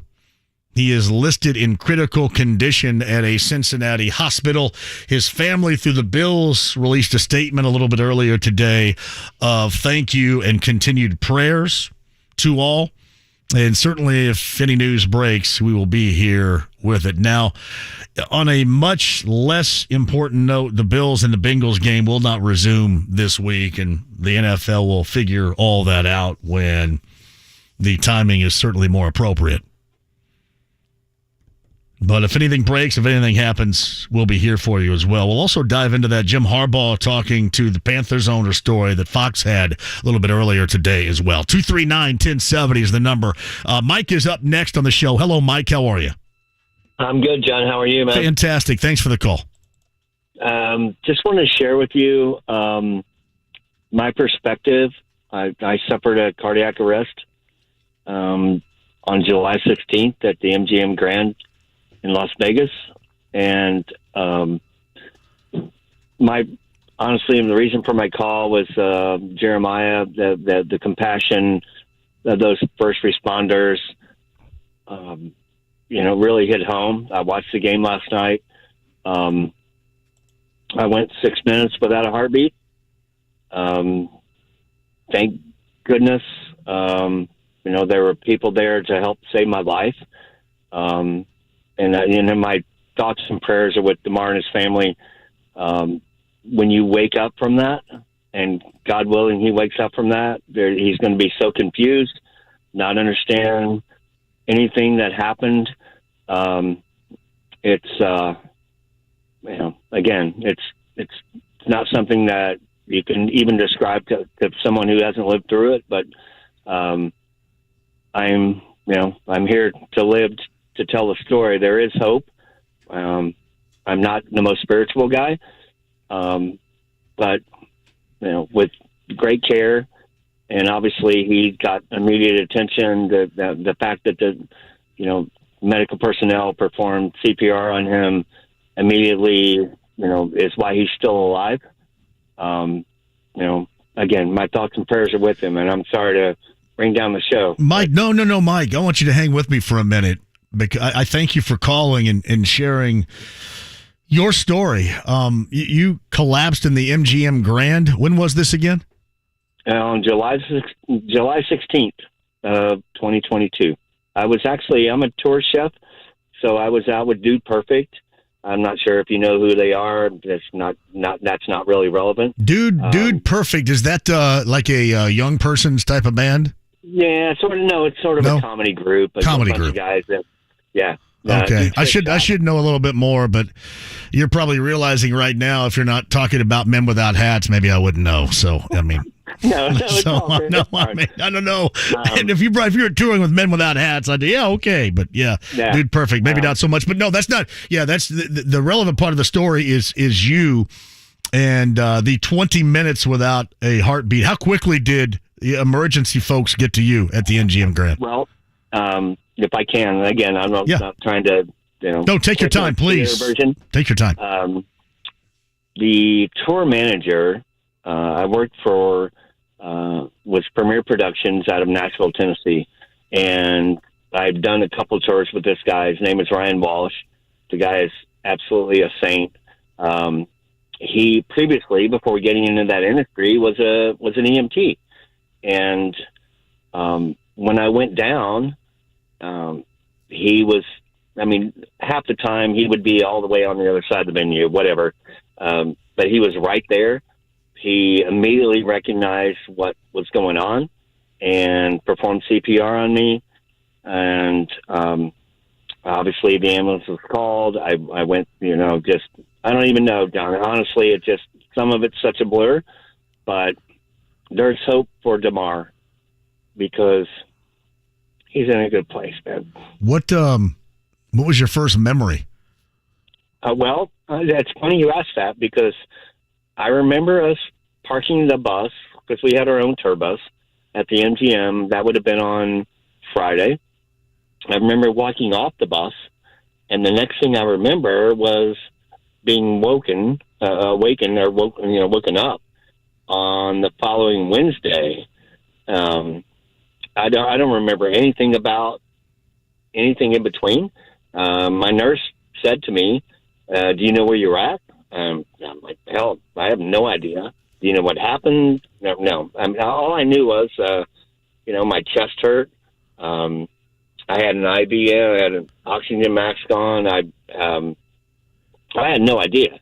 And my first thought was, because we travel on a tour bus, that we'd been in some sort of accident. Never once expected that it was something to do with my health. And he's like, so he tells me the whole story. It's like, you had a cardiac arrest. You're in Sunrise Medical Center and a level 1 trauma center. This is what happened. You know your name. You know your birth date. It just, oh my gosh, my heart just breaks for his family. And the reason that they're not giving updates is because they don't have updates. They don't have any answers, and all the national reports, I listen to them. And obviously I listen to you all the time, listen to ESPN, Fox. They don't have any updates because there are no updates. That there are the next 72 hours are so critical, and the biggest fear is the neurological damage. I mean, thank goodness the guy can breathe on his own. I mean, at least to some degree. But the neurological damage or the fear of it is the biggest risk. And I don't know, man. Sorry. No, that's this is Mike who had a similar situation back in July in the MGM Grand out in Las Vegas. Is called in and shared the story. And I not only do we want to hear it, but it is important for folks to hear it. Do you mind if I ask, what did they find the reason behind your cardiac arrest on that July day? No, sir. And honestly, and I appreciate your asking. That's the thing about a cardiac arrest that I've learned, which is much different than what Jake experienced when a heart attack. It's the single biggest cause of natural death in the United States. Because there are no forewarnings, and unlike a heart attack where you have numbness or pain or any of those things. I mean, it just happens. And I saw 3 different cardiologists while I was in ICU for 10 days, and thank goodness. And I mean, I went through all the tests: EKG, EEG, looking for blockage. And to Jake's point, there's a lot of different reasons that can create and cause that cardiac arrest, but none of it, came forward. And I'm a few years older than you, John. I'm 59 now, so always played sports. Always, it was just one of those things that, and it still doesn't make sense. Honestly, it doesn't. And my cardiologist will agree to that. There's just no way to predict that sort of thing. So, being where you were and having experienced folks on hand to give you to CPR, you said your heart was not beating for 20 minutes? no, I didn't have I went without a pulse. A pulse, or okay. a heartbeat for 6 minutes. 6 minutes. I thought you said 20. My fault. I'm sorry. 6 minutes. No, yeah. No, it's 6 minutes. But within 30 seconds of when I went down, Ryan Walsh, the tour manager, again, was right there, came up on the kitchen, started administering CPR. And, I mean, the guy saved my life. I mean, there's no question about it. To Jake's point, this morning, I think it was this morning, the last resort, they got a heartbeat. The ambulance picked me up. They took me to Sunrise Medical Center, but they lost my heartbeat again. And one of the last resorts is they put you in sort of a ice water bath to preserve your vital organs and to try and reduce neurological damage. And lo and behold, man, they pulled me out of there, hit me with the paddles, and my heart started. And 5 days later, I wake up and I'm like, where in the hell am I? Wow. I will say this, Mike, and we are also glad that you're here with us and able to describe this story. This is the type of story that everybody wants to hear right now. This is, I'm assuming, therapeutic out there for many people. And I'm glad you called, and I'm glad you were cool to share it with us. Yeah, well, I appreciate it, man. Point being, man, there's hope. I mean, obviously, he's an incredibly healthy athlete. My thoughts are with him, and God willing, he wakes up and, has the same fortune that I've had. But, yeah, it's real stuff, man. Yeah. Mike, thank you so much for sharing that story with us. We're glad you're here, and here's to maybe you getting an opportunity sometime and joining me live on a remote, hanging out a little bit. I'd love to do that, man. Love to do it for sure, man. Thank you for letting me be a little sappy. Tough day, man. Yeah, no doubt about that. Thank you, Mike, for sharing. You're welcome, sir. Thank you. That is a tremendous story of hope right there. And as I mentioned, a tremendous story of hope that I believe that I think everybody needs. Everybody needs that. July of 2022, not even a year ago.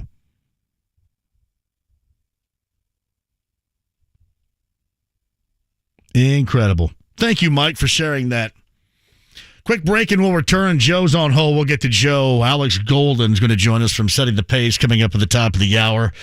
We'll continue to follow that story as I mentioned at the top of the show and most everybody's talking about today. Damar Hamlin and what is the latest on the safety of the Bills, who continues to be in critical condition in a Cincinnati hospital. We'll be on that and more. Your calls at top of the hour. Alex Golden. This is 93.5 and 107.5 The Fan. Are you ready to propose to the love of your life? Just as you can imagine all the possibilities for your future, at Shane Company, we can help you imagine all the possibilities for the engagement ring. With the largest selection of unique ring settings in every price range and great financing options, it'll be easy to create the perfect ring. We have solitaire styles, diamond halo rings, designs inspired by nature, and more. For the Centerstone, we offer natural diamonds and lab-grown diamonds, as well as natural gemstones, including rubies, sapphires, peach morganite, aquamarine, and amethyst. You can also choose a perfectly preset ring. It's proposal ready. At Shane Company, every Centerstone has been hand-selected by our experts to ensure it meets our high standards for quality and beauty. Unlike other jewelers, our warranty is free for life and even covers your Centerstone. Visit the store or order online. Find the perfect ring for the one you can't let go. Now you have a friend in the jewelry business. Shane Company and shaneco.com. Hey, JMV here for my friends at Get 'em Associates. Shout out to Jason Get 'em in 2023, if it's the year you're thinking about that custom remodel and you've stayed in your home during the housing boom or bought that home knowing that you wanted to make that one change, my man Jason Gedham and his team, they're going to be ready to provide a consultation for you. And, man, perform your custom remodel. They're the best at what they do. Interior or exterior, kitchens, baths, screen porches, and more. Gedham Associates, so many years of being the absolute best. 35, in fact, of experience serving Central Indiana. They are ready for your job. You can check out all their Google reviews today, and you can find them online. That's Gedham.com, GETTUM.com. Tell them JMV sent you. Hey, JMV, you know, I'll never forget the first time someone pointed out the bald spot on the back of my head. That's why I went to We Grow Hair Indy. Here's Darren Andrews to tell you more. For over 20 years, we've been restoring hair for men and women with every type of hair loss and every ethnicity. No matter the reason for your hair loss, we're here to help. And our friend Rajiv Ram, two-time Olympian and tennis professional, can attest to this. I wanted more hair, and they have the best technology there is for it. We Grow Hair Indy cared about me and did exactly what they said they would. The results have been amazing. I had the multi-unit hair grafting procedure, and I loved that they could fill in my thinning hair on top of my head. People tell me all the time how great my hair looks, and yours can too. Call now for a free evaluation and grow your hair back. Call 888-724-5129, 888-724-5129, or WeGrowHairIndy.com, the gold standard in hair restoration. Everyone knows that in Indiana, game time. Here's a deep three. Halliburton means family time. He's got family in Kokomo. That might have been from Howard County. Friday is Lucas Oil Family Night when your Pacers meet the Portland Trailblazers. Every family night ticket includes a Pacers hat, hot dog, chips, and small Pepsi product. Tickets in this promotion start at just $20 at Pacers.com/family. Pacers Trailblazers. Family Night, Friday at 7. Indy's #1 for new country. I got some famous friends.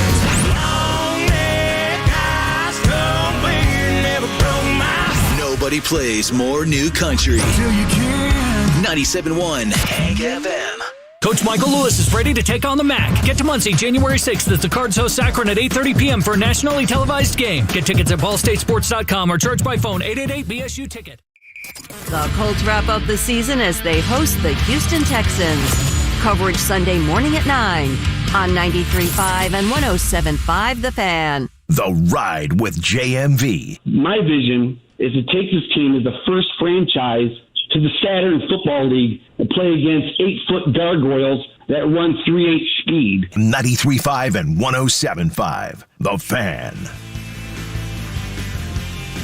And it's the way you understand, and that's the reason that I'm asking. Trackside's at 7 o'clock tonight. I want to thank Mike for the call in and his story a little bit earlier, too. Ben Brown of PFF and Greg Rakestraw, podcast 1075thefan.com. Alex Golden setting the pace. Some Pacer questions, which maybe we didn't think we were going to be talking about this year. And why I remind you of that, I was chief among them suggesting that this was going to be a long year and be ready for a lot of losing. But so were the Pacers, if you remember. And so was Rick Carlisle.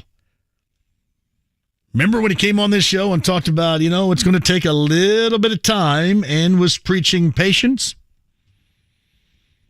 I think more than just a couple of people excited about the prospect, 4 games over 500 into January of 2023 and playing an exciting brand of basketball. And something I brought up a little bit earlier, they have a competitive hunger that we haven't seen around here in a long time. And I know that sounds like coach speak, and I don't mean to give you coach speak, but a competitive hunger that they have in different ways and different means.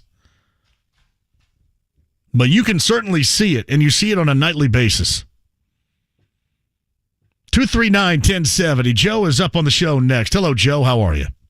Hey, I'm glad you went to a commercial. I don't think I could have I wondered about that very thing. I'm compassionate in a lot of ways, and I kind of wondered after Mike. I think we all needed to kind of think about that a little bit more and take a break and then come back with you, Joe. So I'm glad you hung on. That's what I just called to complain about the Colts.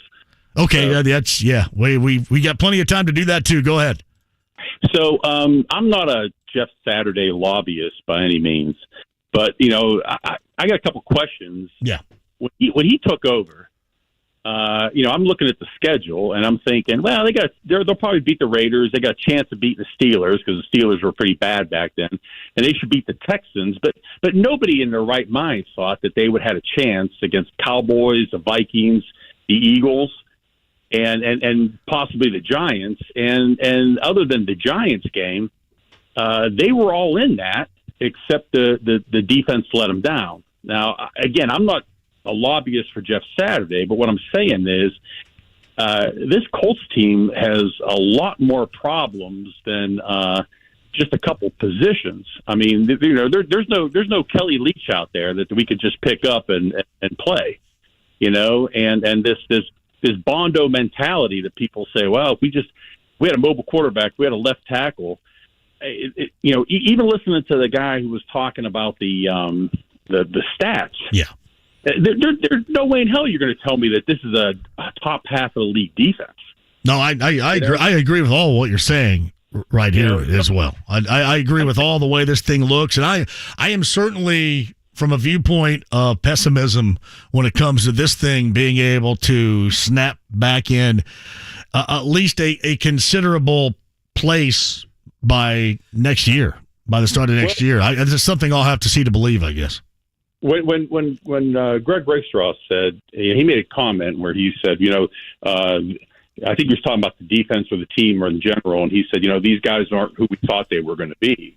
And I'm thinking, where do you get your information to make that decision?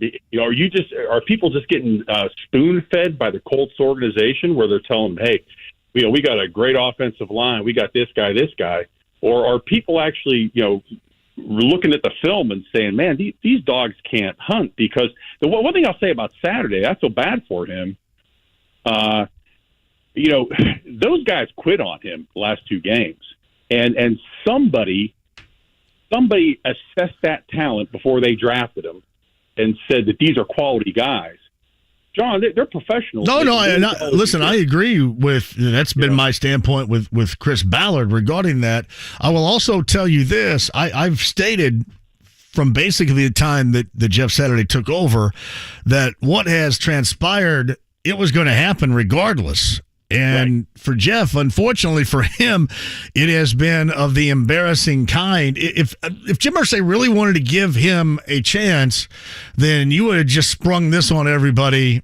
After, you hired interim coach and play out the season, keep Frank, whatever. And then, okay, if this is, what you have, your thought, your big, outside the box think here, you do that with a clean slate, I think. And that is an easier sell. And then you're not covered up. You're not layered up now with all this losing and embarrassing losing the way that it is. I cannot imagine under any terms that you can bring him back the way this has gone since he has taken over.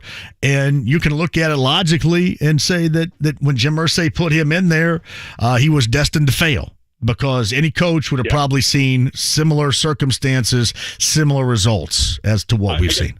I have a quick ask for you. If you get a chance on either Twitter or YouTube, try to find a picture of Jeff Saturday at his press conference that he accepted the job, and then put it next to a picture of him on the sidelines. That guy looks like he's aged 10 years. Oh, my God. I know. That and the look on the sideline on Sunday, that'll beat you down, especially the way that they're losing.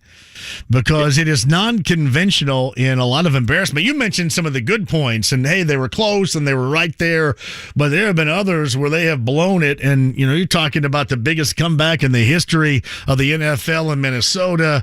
And a lot of this stuff has been standalone, nationally televised stuff in which they wanted. It has been beyond an embarrassment here since he has taken over, without question. My only concern is that the next time the Colts are going to be relevant is when the daughters inherit the organization and they move to San Diego. Yeah. So. Hey, Joe, I appreciate you very much. Thank you for the call. And he had asked the question about the evaluation, and I brought this up before. The one thing with Chris and with Frank in mind, they talked about how it took them maybe an hour and a half to look at Matt Ryan film and then say, wow, this guy still has it. I don't know if that's in terms of years ago, the film you were watching, or in terms of the offensive line that you in your mind thought you were going to get. But in no way, shape, or form does he or Nick Foles look like they belong in the NFL playing quarterback any longer. And that's just not a slight miss. That is like a major miss right there. Alex Golden setting the pace on the other side. This Pacer team's 4 consecutive wins, 4 games over 500 in Philly coming up tomorrow night. It's more than just excitement right now. It's more than just a wow, new and fresh, this team is winning feeling. It's more than this team is fun to watch. It seems like that there is something legitimate there that would change the thought process moving forward of the Pacers. We'll dive into that. Alex Golden's with us next. 93.5 and 107.5 The Fan, your home for indie sports. Now with even more ways to listen. Listen on air. Online at 1075thefan.com. And on our free app. Stay connected to all things indie sports, including the latest news, show blogs, and catch up on what you've missed with our podcast. We're never more than just a click away. Download our app at Google Play and on the App Store. From your home for indie sports. 93.5 and 107.5 The Fan. What if I told you, in Iran, women are banned from going to soccer games? Mom, take the ball. For 43 years, Iranian women have fought back. Police pushed us. Troops. This is their story. The joy was forbidden. What is the meaning of that? That is how they control you.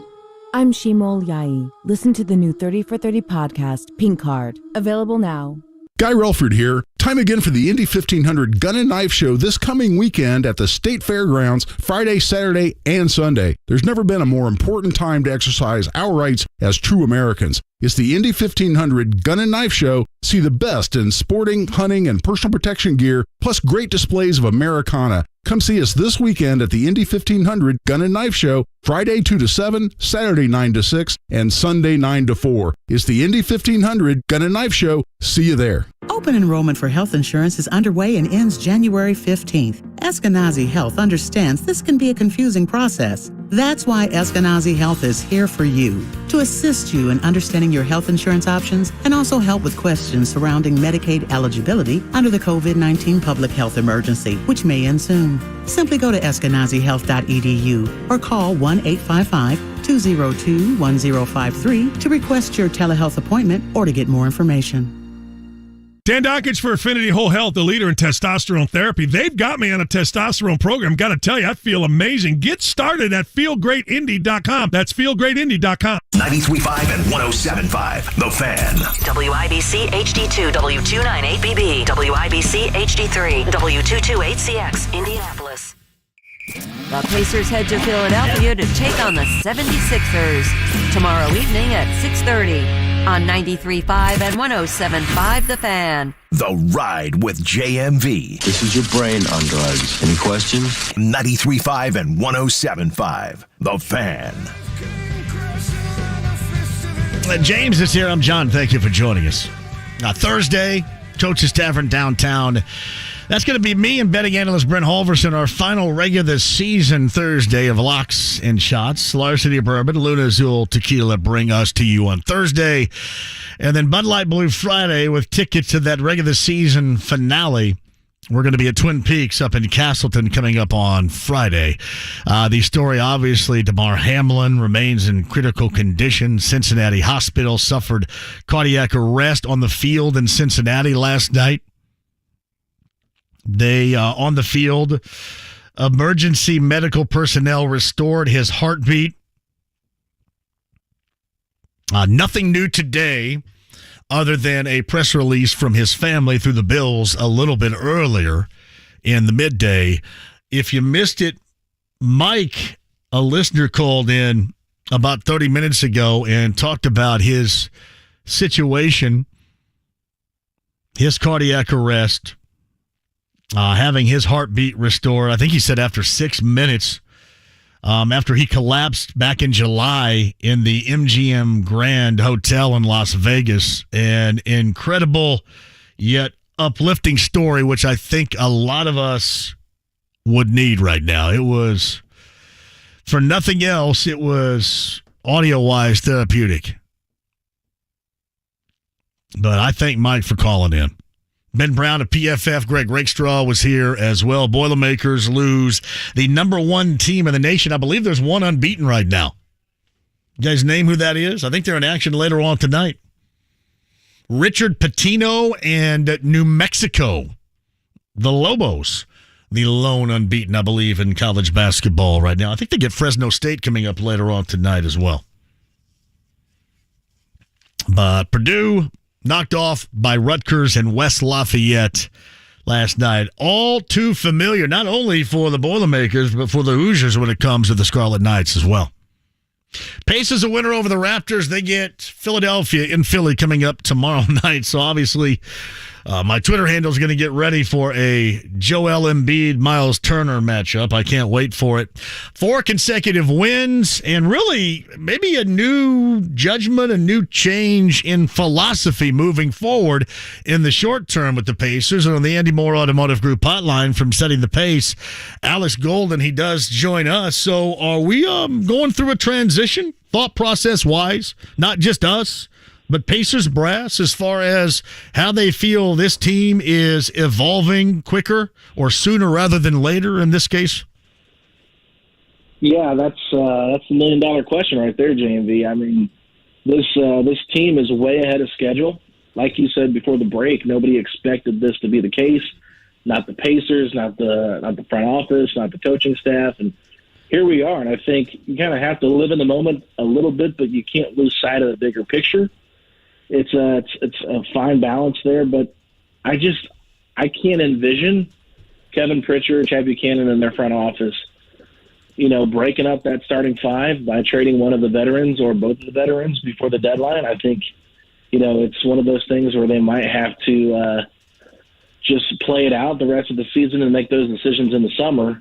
But it's a tough call right now just because, we know Turner is a pending free agent this summer, so I can see why if he doesn't sign, they want to maybe try to look to move him. But what kind of message does that send to the locker room? And yes, does that upset anybody? And I think that could be the bigger picture here is you want to keep your main players happy, especially the guys that you want here long term, like Halliburton and Mathurin. And if you're kind of punting on the season after the success they've had already, it's just I just can't envision that happening. I just feel like it's too hard of a pill to swallow and too hard of a move for them to make. Setting the pace, and Alex Golden talking Pacers on the Andy Moore Automotive Group hotline. Don't you think right now from what we've seen, especially with this group and most especially playing off of a little two-man high ball action with Tyrese Halliburton, don't you think Myles is certainly an essential part of this team that we see and this team we've seen had success? Yeah, Myles has been great this year. There's no way around it. Even if you're the biggest hater of the guy, you can't really say too much because, yes, he's had some games here and there where he's not looked awesome, but for the majority of the season, he's looked really great, and he's fit in well with Tyrese and the way they're playing. Sure, you probably would like Tyrese to have more of a pick-and-roll threat just to have a little bit more variance with the offense, but Myles has done a great job knocking down threes. I think he's shooting over like 40-some% for the season right now, which is just insane. And you notice a lot of times Tyrese's ability to get to the basket, it opens up opportunities for Myles at the rim if he's in the dunker spot or like I said earlier with the three-point shot. So I'm a big fan of what Myles is doing, and I think you can make the case that he's been the second-best player on the team this season. Alex Golden is with us, and that is something that we all kind of wondered how he would play with Tyrese Halliburton. And Halliburton has been so good. But let's face it, this is the real first time that he has played with a willing passer but a willing passer with this elite level passing skill. That is so much different than what 33s had to deal with in the past, even when, whether we're talking about, Carlisle before he was injured a year ago, or, going back to when he was in some high ball screen action, back with Bjorkgren in mind too. This is massively different than anything we have seen in a two-man game type of situation with Myles matched up with a guard on this team. Yeah, and I think a lot of it has to go. A lot of it is part of the way the Pacers play offensively. I think putting 4 guards next to Myles has really opened up the floor for everybody involved, especially Myles now, because he gets that big-on-big matchup. And I think part of the reason Carlisle made the switch to Nesmith over Jalen Smith was we started seeing teams put guards or wings on Myles defensively and put their bigger man, their center, on Jalen Smith. Now they don't really have that option because the month of December, Nesmith's shooting like 40% from 3, Nembhard 36%, Buddy's like 51.5%, Tyrese is in the 40s, Myles is in the 40s. So, you can't really just put a center on a guy and, put a wing on Myles hoping to kind of disrupt that. No, you have to put your big on Myles because the Pacers have done a good job of countering what defenses were doing, and I think that's been a big part of it. But, yeah, Myles, you look at the teams that he's played with before, didn't have the high level of shooting around him, wasn't able to play this type of, pace, and he doesn't have another big out there with him in a Sabonis. And even before Sabonis got here, he played a lot of minutes with Jan Mahimi. So I just feel like Myles has motivation this season, obviously, to be a better player. Contract year, the franchise went out and tried to get Ayton before they even gave Myles a chance with this team. So I think he had a massive chip on his shoulder, but he's fit in perfectly, and I think the Pacers are known for trying to get guys to have a chip on their shoulder and prove they belong. And despite everything, it seems like he still really likes it here. So I think the two-man game with him and Halliburton has been fantastic. They have great chemistry. And no matter who's at center, and I don't mean to knock Myles by saying this, I just think Tyrese is going to elevate the floor of any big man that he has out there because he's just that gifted of a basketball player. But I think Myles has done a great job finding ways to get better and fitting in and meshing with Halliburton throughout the season. Well, so many times you see him get matched up too on that high ball screen that I talk about so much that I love. He gets matched up on a switch, and teams are having to kind of pick your poison, right, if you will. I mean, either it's going to be Halliburton that's going to take you to the rim, maybe step back and hit a 3, or Myles is going to roll to the basket and he's going to get a pass and he's going to be able to go up against a much smaller guarding position, whether it's, a guard, small forward, or whatever. And teams really haven't been able, and they have tried, but really haven't been able to adjust fully to that just yet. No, I think Myles has done a really good job of asserting himself as more of a post presence than he has before, especially, like you said, on those switches when he's running that pick and roll with Tyrese Halliburton. And it's great to see. I mean, even in the game against the Cavs, he was able to kind of go up strong and play with force against Jared Allen. And I think if you look at Myles last year compared to this year, you can just see the difference in how much more physical he is in the post, how much more patient he is, and he's got an incredibly soft touch around the rim. So it's kind of one of those things where it's just like we needed to see it to believe it, and now that we're seeing it, it's really been a big part of his game. It's opening up multiple different avenues for him. So, yeah, I think right now Myles, best basketball of his entire NBA career so far. Setting the pace, and Alice Golden on the Andy Moore Automotive Group hotline. Pacers in Philly coming up tomorrow night, back and home on Friday against the Portland Trail Blazers. They got a little get back against the Blazers, and then obviously tomorrow night we'll look at Myles and Embiid, that matchup, and that hadn't been good for Myles in the past, but notice that Embiid is tearing everybody a new one this year. And look for that coming up tomorrow night with that high-volume big man score in Philadelphia. So this team, and I mentioned this earlier, Alex, I can't remember the last time I saw a team that is this locked in and hungry to be challenged and to challenge right back at a high level. I mean, they have a hunger out there. And I mentioned this earlier. I don't mean to sound like this is coach speak whatsoever, because it sounds like I'm just making some crap up to try to sound smart. But I can't remember a time when I saw a group collectively, no matter the situation, up, down, whatever, have that hunger and drive to make the next play better or the next play great. This team really across the board has that, and it is great that chief among them, the rookie Benedict Mathurin, has that within him. He's got the entire deal when it comes to chip on the shoulder, and next play is going to be a great one. He is locked and loaded every single time. Yeah, I mean, there's a lot to unpack there, and I think if you look at the way this Pacers roster was constructed, it's guys that have a lot to prove, guys that have been kind of the short end of the shaft when they've been, at other organizations. Like you look at Buddy Hield with Sacramento. They couldn't wait to get rid of him. I mean, every person we talked to on our podcast from Sacramento had nothing but pretty much bad things to say about Buddy. They're like, Buddy is a nice guy, but all he does is this. He's not this. He's not that. You look at Aaron Nesmith, a guy that even I think some Pacers fans were kind of frustrated with at the beginning of the way his year started out. He's playing better. Jalen Smith. I believe you were in the podcast I was on. Were you not frustrated with Nesmith, I believe? No, I was kind of shocked that he was getting as much minutes as he was because he was playing so poorly.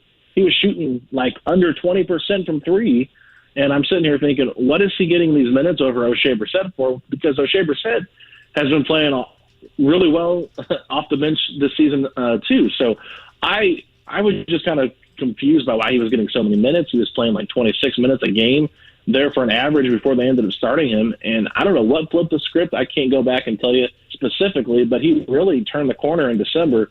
And I think, they just got a lot of doubters. All these guys have doubters in their mentions, probably aside from Tyrese. Tyrese doesn't have a lot of doubters, but, he got the Kings to trade him. I think that was enough to have a chip on his shoulder. And then, Wally Zerbiak, thank goodness for him, he came in and pushed Halliburton over the edge and trying to prove that he belongs. So, personally, I just feel like the way that they're able to play together as a team, they're so connected. And I think a lot of that has to start with Coach Carlisle and the culture that he's kind of set there. And then following in lockstep with that is Tyrese Halliburton. So when you have your coach and your franchise player, really in lockstep with what the direction of this team is and how this team's going about building, it makes a lot of sense why they are where they're at today. And I think another big key addition that doesn't get talked about a lot, but some, is the addition of James Johnson to the locker room.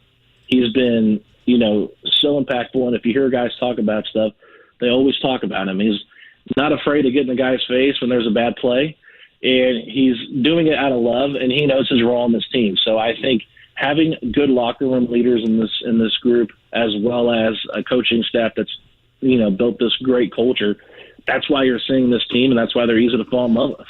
You like the four smaller guys and Myles and Jalen Smith coming off the bench? You like that lineup? Yeah, I mean, I think it's worked for them, so it's hard to say that I don't like it. The only thing I don't love is Isaiah Jackson kind of falling out of the rotation, and I understand he's got limitations to his game, and I think Jalen is a little bit more versatile in terms of what he can do on both ends of the floor. A better defender, probably good rebounder. He's not a foul machine because Isaiah Jackson's a foul machine too. So he is a foul machine.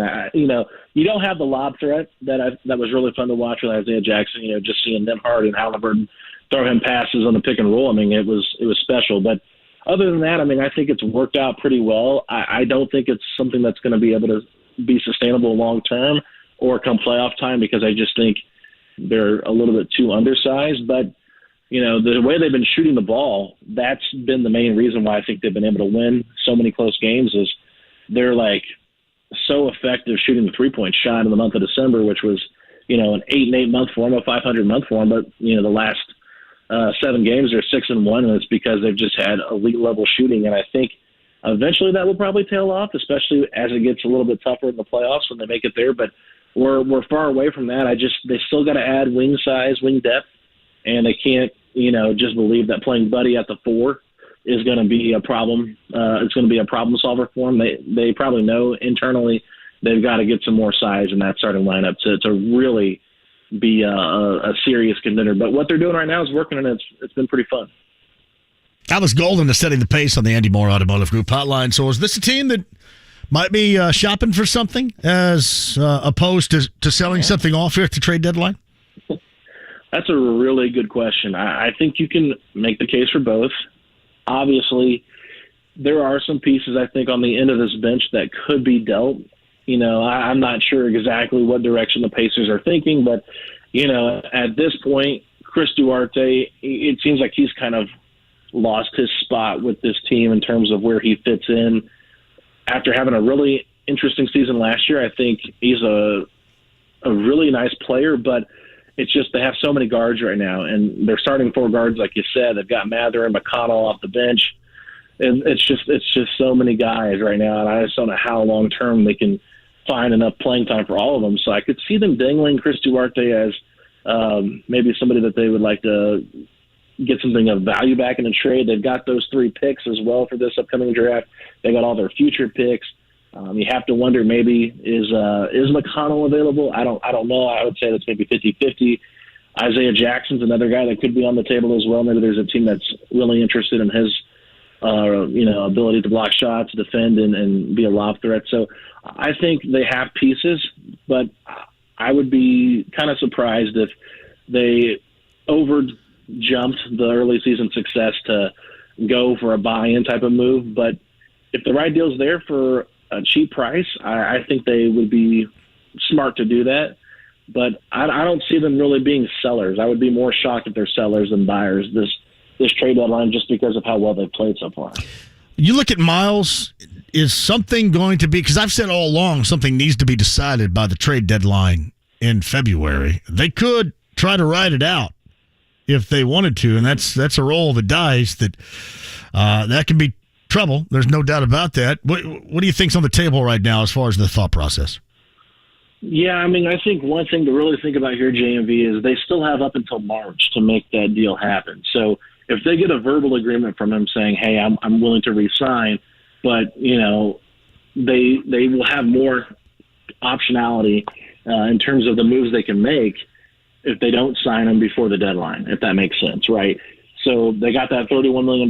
They could make some kind of lopsided trade, and then they could still offer him some money in terms of like a renegotiation and extension contract where he's able to get that extra, I think it was $19 million if they don't spend anything for this season, like a $19 million bonus plus his contract for next year. It's kind of really detailed to go into all that on the radio, but I just think that it could make sense to re-sign him after the deadline and after the trade deadline, if he does verbally agree to it, because like I said, that money is just huge there for their optionality, and you don't want to tie all that up by giving him an extension early on and maybe doing the renegotiation thing, which could hinder their moves they make. So I wouldn't bet on them trading him if he doesn't sign anyway, just because it just feels like he's too important to this team, and I think it might be worth the risk, even if he doesn't get a verbal agreement, just to see what you can do.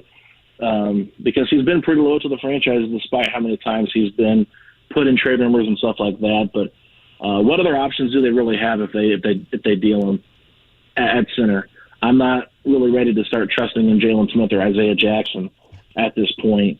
And the most capable center that you've had that has playoff experience on the roster, aside from Myles, hasn't played a game this year, and that's Daniel Tice. So I don't see them moving him really at all. But I guess it comes out of the deadline, but I still think they could come to an agreement after the deadline and maybe re-sign him then. What's the percentage of thoughts you have right now that longer term or extension-wise Myles would be back?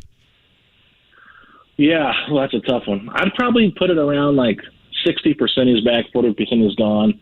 And the reason I say 60% is, I want to say more, but it's just so unknown right now. I think there's so much confusion, even for people around the league, that they believe Myles is going to re-sign or extend with the Pacers, but they're still hesitant. So that's kind of where I'm at. It's they could trade him. They could follow up with their, hey, we're trying to rebuild. This is year one of our 3-year rebuild, and maybe move him. But at the same time, why would you trade a guy that's fit in perfectly? Yes, they probably need more of a pick and roll threat, because Myles isn't really more, a major roller.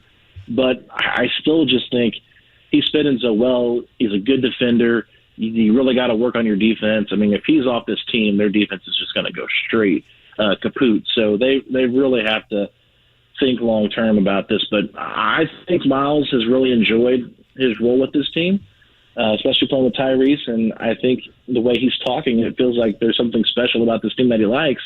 So that's why I'm saying 60% chance that he'll stay here long term. I love the fact that people are having to eat crap with Myles in mind. I do like that. I'm one of them. I like that part. I'm one of them. So I like that. Yeah.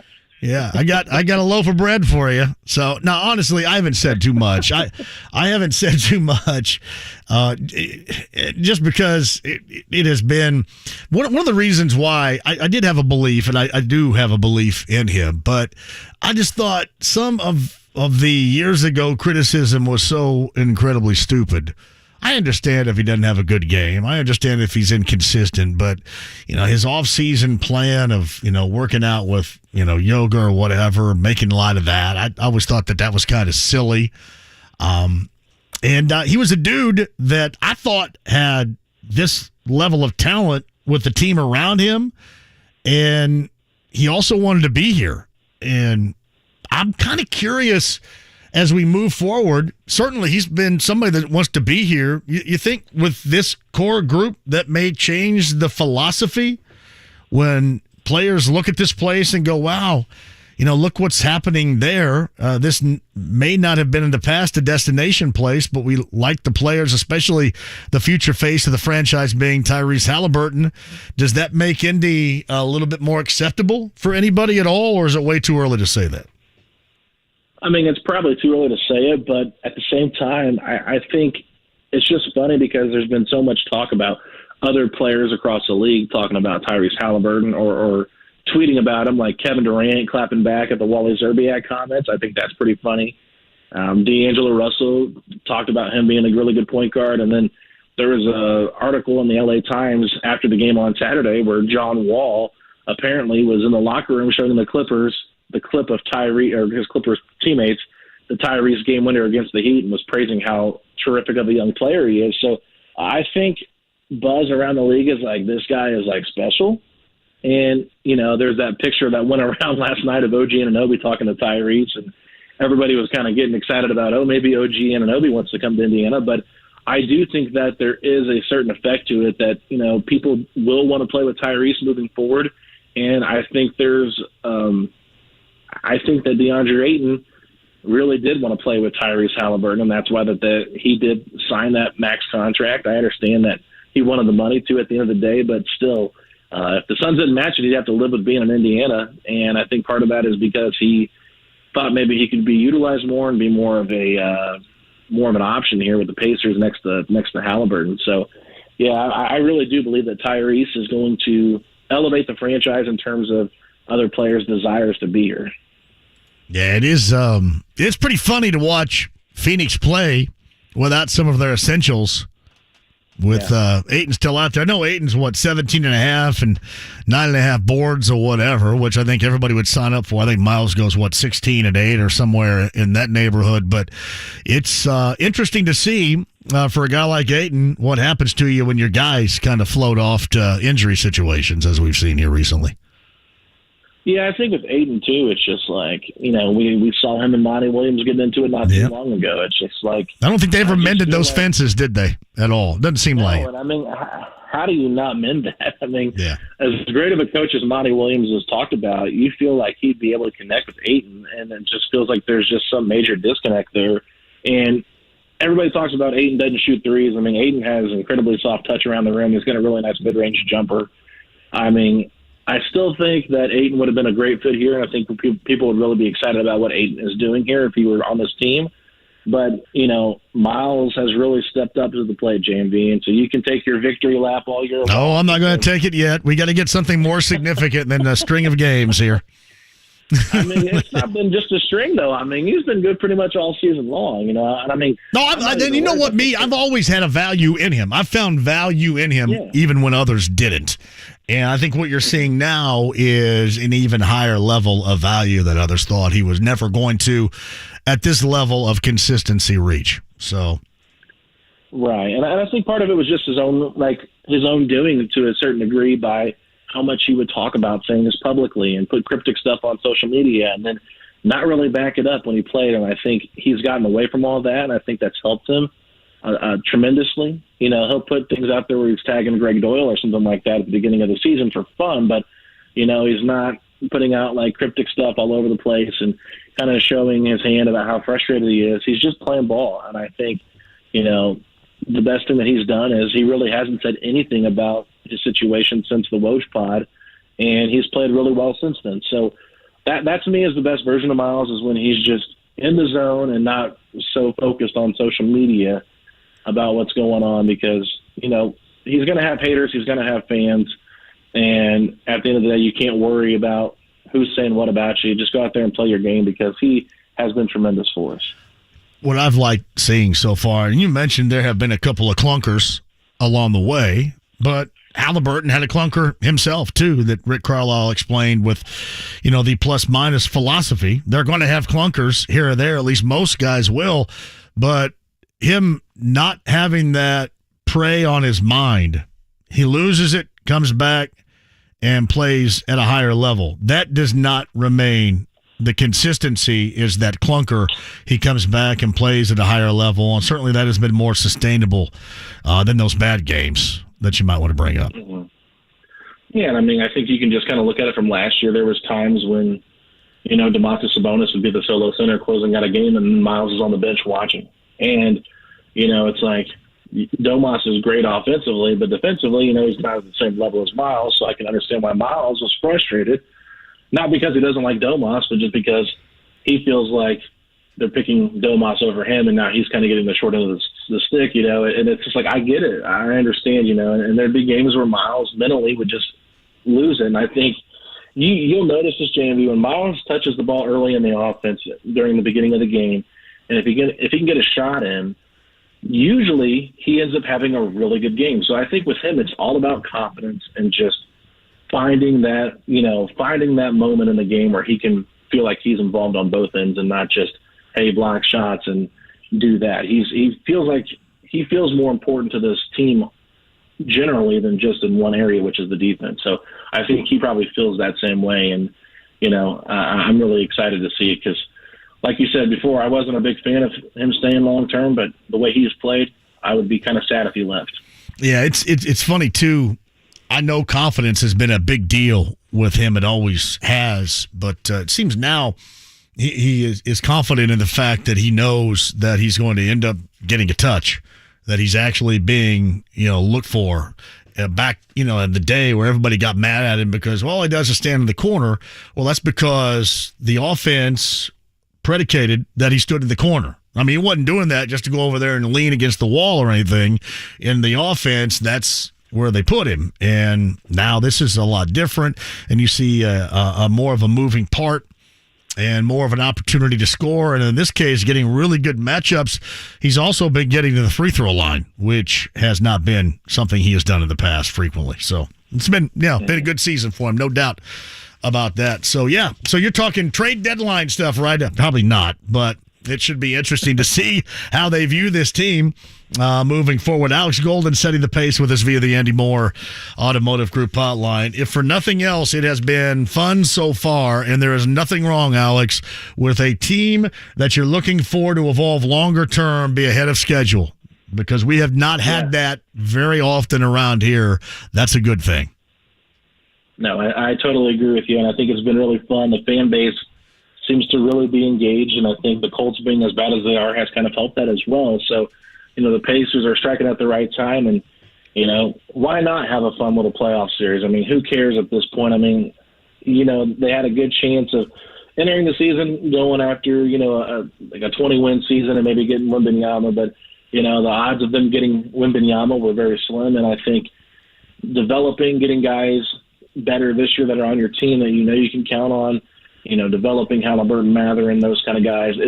It's honestly been a breath of fresh air. And while I was still a fan of them going in the rebuild mode a little bit, I've thoroughly enjoyed watching this team play, and I think every fan probably feels the same way. So, yeah, it's a good thing to see, JMV. I'm glad they're on pace to continue to play well and hopefully get some playoff experience. What's up next on the podcast? we got Scott Agnes from Fieldhouse Files coming on tonight to just kind of get his thoughts on the team, and maybe he'll have some more insight that I don't have since he's around the team every day. And we're going to recap the game, and hopefully soon we'll do a deep dive and look at this team compared to the 17-18 team that overachieved as well and made the playoffs. So a lot of fun stuff to talk about with this team right now. So thanks for having me on. You got it. Setting the pace. That's Alex Golden right there talking Pacers on the Andy Moore Automotive Group Hotline. We'll do it again soon. Thanks, Alex. Andy Moore Automotive Group Hotline with Alex Golden right there. I have noticed that most of you are on board with let's roll with it. What did I say yesterday? Keep the buzz. Roll with the buzz. Let's go with it. So that has been a great story so far. Philly tomorrow night. Blazers coming up on Friday. I believe the Hornets in a late afternoon 5 o'clocker on Sunday. The next three for the Pacers. But tomorrow night, worthy watching. Hopefully they make it worthy of watching against the 76ers in Philadelphia coming up tomorrow night. In case you missed this earlier today, the Damar Hamlin family thank fans, the Bills, medical professionals, the Bengals, and certainly all that have been on board with this story from last night. The collapse on the field, cardiac arrest, and restarting his heartbeat on the field did the emergency and medical professionals. He remains in a Cincinnati hospital in critical condition. We'll keep you updated if anything else happens before we are off at 6 o'clock. Trackside coming up at 7 o'clock for you. Me and you on the other side at 239-1070. Inside the Lounge via YouTube Live. Shout out to everybody in there as well. The stream, the app, HD Radio, and 93.5 and 107.5 The Fan. Norman, before we start the surgery, I have some bad news. What is it, doctor? Well, I never graduated from med school. But the good news is, it's the Xfinity Hello 2023 sale. Now hurry, because new Xfinity customers can get 75 megabit internet for just $20 a month for 1 year with no annual contract. And this will get your heart rate up. When you add Xfinity Mobile, you get the best price for 2 lines of unlimited. I gotta get this deal. Plus, for a limited time, get $500 back with 2 new mobile lines. That's amazing, Doc. I know. I don't want to miss this deal. Let's reschedule. Doc? Drop everything and get to the Xfinity Hello 2023 sale now through January 10th. Go to Xfinity.com/Hello2023. Call 1-800-XFINITY or visit a store today. Restrictions apply. Internet offer requires paperless billing and autopay with stored bank account. Equipment, taxes, and fees extra. After term, regular rates apply. Xfinity Internet required for Xfinity Mobile. Compares Xfinity Unlimited Intro to lowest price 5G plans of top 3 carriers. Reduced speeds after 20 gigabytes of usage per line. Data thresholds may vary. Are you dealing with foot, knee, hip, or back pain? We can help. Hi, this is Phoebe with the Good Feet store, and I want to talk about your discomfort. Did you know that your feet have a quarter of all the bones in your whole body? With 4 arches, 33 joints, and over 100 ligaments and tendons in each foot, it's no wonder so many people suffer from foot, knee, hip, and back pain. Stop throwing your money away on all those over-the-counter products and expensive shoes that just can't do what the Good Feet store can. At America's Arch Support Store, we teach you everything you need to know about how our patented 3-step system will work to solve your problems so you can get back to living the life you love without your pain getting in the way. Come in today for your free personalized fitting and test walk and trade in those bad feet for some good feet. Don't just live with the pain. Discover your options at the Good Feet store. We're in Fishers and Greenwood. Call 829-1040 or visit goodfeet.com to make your appointment today. Get back to doing what you love with Arch Supports from the Good Feet store. Bowling, bowling, bowling, keep them balls a-rolling. Bowling, bowling, bowling. Royal Pin. The holiday season may be coming to an end, but the fun is just beginning. Make your plans now for a party at any Royal Pin Entertainment Center. Treat your employees to a great time with bowling. Appetizers from chips to heavy hors d'oeuvres, food packages from pizza to prime rib, and a wide range of party options from just bowling to laser tag, limitless VR, go-karts, arcade, and more. You can upgrade with adult beverages, craft beer, premium spirits, and frozen drinks. Want a custom party? Their sales team can make it happen.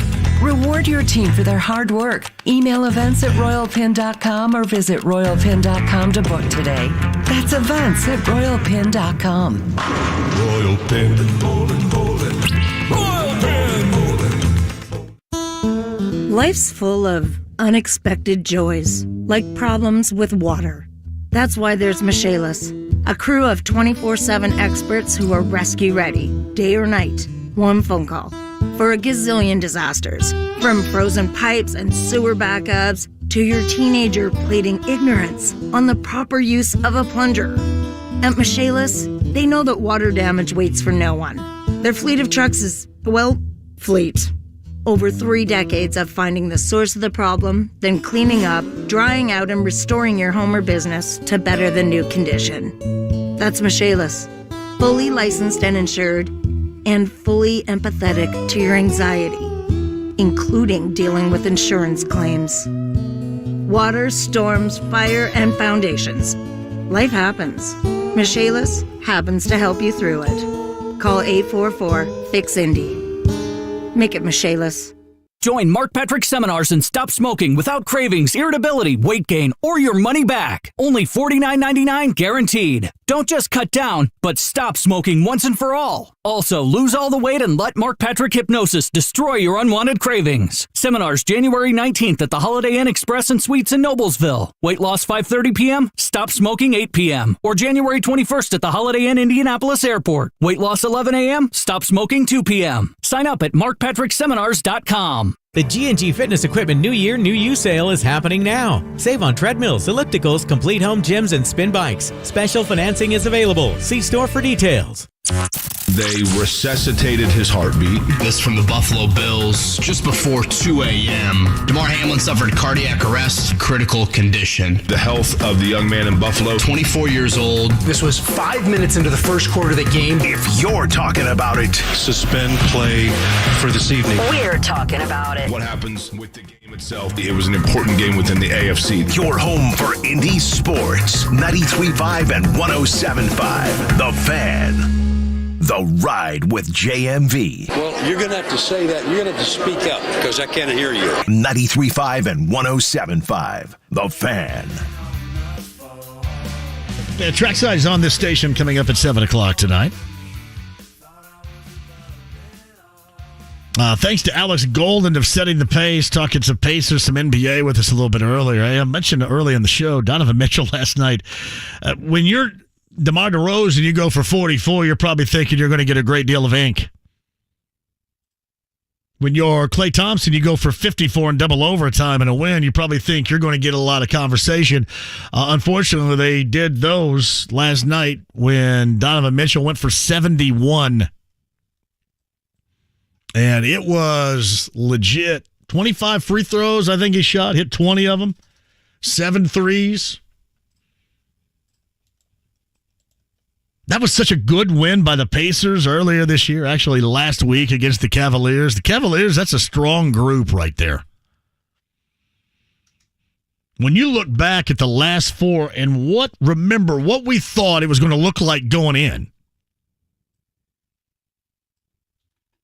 and how they could keep their head above water, and man, on the other side, there's been nothing wrong with it. Remember, you go back to just a little over a week ago Monday, they go to New Orleans and get depantsed by the Pelicans, and then 4 games later, Atlanta, Cleveland, the Clippers, and the Raptors, you get 4 wins. In fact, I think, what is that, 4 or 5, 6? 6 out of 7, I think, all told, since going back to the 21st of December and that win on a Friday night in Boston. That is nice. At JMV 1070 on Twitter. JMV, it sounds like that you've made a Turner fan out of Alex Golden. I have been here for it. Been here for it. Now, what happens tomorrow night if 33 gets worked by Embiid? I'm going to hear about it, but I feel pretty secure. Larry writes this: thank you so much for having Mike, who survived that cardiac arrest episode back in July and is still with us, for sharing his story on the air. Larry, appreciate that. Mike was really good earlier. Really good. Some still raw emotion. It was a great call. And it was a great call because Mike is still here. And that's the type of news, that's the type of conversation that you want to hear in the positive. Hey, JMV, I don't mind this Pacer team losing so much, which they're not doing a lot of right now, as they are fun to watch. You don't want to mess with the team chemistry right now. Let them ride this out. That's part of it, too. Let's say you make a deal for Myles right now because that's a part of your early plan you're still going with. Who knows? Well, I know what that's going to do to him defensively. But, yeah, what's that telling not just the rest of that locker room, but what's that telling the fan base, too? Yeah, the fan base is in full acceptance mode right now. They're down with this. I don't see how you do anything like it.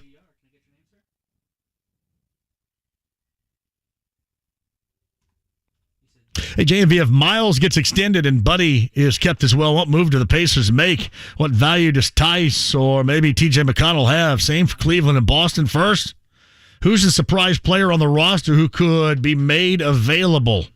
Yeah, we talked about all that a little bit earlier, too, if you want to check that out with Alex Gold on that podcast, 1075, thefan.com, especially when in terms of coming up to the trade deadline in February, and if the Pacers actually might be buyers. Can't even believe we're saying that right now. Sarah writes this. So, JMV, that's a great question. What is or when is the last time we saw this kind of passion in a Pacers team? Maybe the year before Granger was injured and West signed on? The blue-collar gold swagger days. Well, I think we talked about 17 and 18, Oladipo's first year, and we always bring up that picture, that moment where Corey Joseph gets an and one, and the players on the floor and teammates from the bench come up and lift him up, and he's got that genuine smile on his face. That was a team at that moment that loved playing with one another. These guys battle. These guys battle, accept challenges, and they have a hunger. And what's different about that, they're young and still a great deal with a couple of them of inexperience. I just love how they're going about their business right now. Jay's up next at 239-1070. Jay, welcome to the show. Hey, John, I'm sorry I forgot to call you on Saturday night. You did forget to call me on Saturday night. You know what? I had to work in Eye of the Tiger on my own. Well, I was watching Ohio State play Georgia, Taylor's Pub 2, one of your favorite places. Love Taylor's Pub 2, but yep, I got Survivor on for you because you told me on Friday to play it. Really? Well, Thursday to play it, yeah. I've got a good joke about Paris Campbell. Can I tell you about it? Well, okay, Paris Campbell. About what? There's not going to be anything I'm going to regret, is it? No. I was looking at pants at the Goodwill store the other day. Yeah. And I was thinking Paris Campbell could not work there because he can't separate clothes, let alone separate himself to get open, to get past him. Well, in his defense, too, there's not anybody that probably, if you throw it 10 yards down the field, is going to be able to throw it to him on this team. So that also is true. Jay, you make up for it Saturday night. And also, I think we should suck in for Max Duggan. Thanks a lot, Jay. Eye of the Tiger Saturday night, Jay. Take care. Yeah, Bye-bye. Thank you. David says Embiid eats Turner's lunch every time they play, so that's already to be expected. Let me tell you this, Dave. He eats everybody's lunch. He's eating everybody. Have you watched him play this year? He's eating everybody up. Larry's at 239-1070. Larry, welcome to the show. Hey, John. How you doing, sir? Great. Thank you for the call. Hey, I just wanted to elaborate last night. I'm a former EMT, and I just want to let you know what those guys did on the field last night is something I've done 30 or 40 times in my life. And every time that stuff happens, it chips away at those guys that are performing CPR, especially when they don't survive. It's It's a real thing. It's a post-traumatic stress disorder is a real thing. And that kind of stuff, especially when somebody's laying on the floor, and the family is just, crying, please help, please save. And it's just a lot of pressure. And a lot of times when I got one person back out of probably 25 times of doing CPR with somebody. And that still sticks with me today. And I'm retired. I've been retired for about 7 years. And I just want to give kudos. I told my wife last night exactly when that I saw that live, I said, that dude is in cardiac arrest. I could tell. And I'm just, thank God that a defibrillator was available immediately. That's the only way you survive those things. And it's just great work done by those guys. But I want to let you know that every one of those EMTs and paramedics and doctors, it chips away at your soul. And it was an amazing job of those guys last night. And just to have a pulse, cardiomyopathy is a serious thing, and a lot of young men don't know about it, and they overexert themselves, and their heart just can't take it. But I'm just so glad that young man's in critical condition. That just to be in that where he's at now is just, you don't realize how lucky he is to be in the position he is right now, because a lot of people don't survive that. But I just wanted to weigh in on that and tell those guys great job, and all my fellow EMTs and paramedics out there, keep doing it, keep chugging away. You make a difference, even though you don't feel like it when they don't survive. But when they do survive, it's the greatest feeling in the world. But it's the worst feeling in the world when you got to tell somebody you tried everything, you tried your best, and it just wasn't enough. But it eats away at you. And I just wanted to call you and tell you thanks for opening that platform for the guy a while ago that had survived a heart attack. That is a miracle that he survived it. So, Larry, thank you so much for sharing this. Thank you for calling. Yes, sir. Thank you. That's Larry right there, former EMT, retired EMT. Outstanding, emotional, uplifting, thankful phone call. Steven, before the break. Hello. Hey, guess what, JMV? What is that? Look, look, everything has been real, and it's been a great show. But I always just want to take a good old punch at the people that talk so much crap about Myles Turner and the season he's having and the things the Pacers are doing. And I love it. Like, I'm so happy we kept the group together to see whether or not what we were going to have is there. We have it. We're ready. Hey, I'm enjoying it, Steven, just like you are, brother. Honestly. We're both enjoying it. That's good. A little bit of payback. Even if Embiid does give in the business tomorrow night, we're still having a good season. But you know what's funny, though, is like with the stretching of the floor with Tyrese Halliburton and Buddy Hield, that's going to give Myles Turner more room to actually be able to operate more than he's ever had with Joel Embiid, because he's always had to go head-to-head with him. Yeah. No, Steven, you're right. Absolutely right. Thank you for the call. No, I'm right there with you. My pick at number 5, if that's where the Colts draft. What quarterback do I believe in? We watched him play this weekend. And maybe my mind will change, but I'll tell you who that is. I think I actually explained it to you yesterday, but my friend Joseph Fitton Faust wants to know. We'll explain that, close out the show with you. Other side next. Diamonds. Everyone loves them, and at Shane Company, we've been experts in the diamond business since 1929.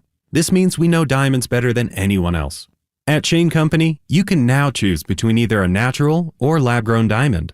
For your engagement ring, diamond studs, or diamond pendant. When it comes to our new lab-grown diamonds, we take the same approach we do for all of our diamonds and apply our same superior standards.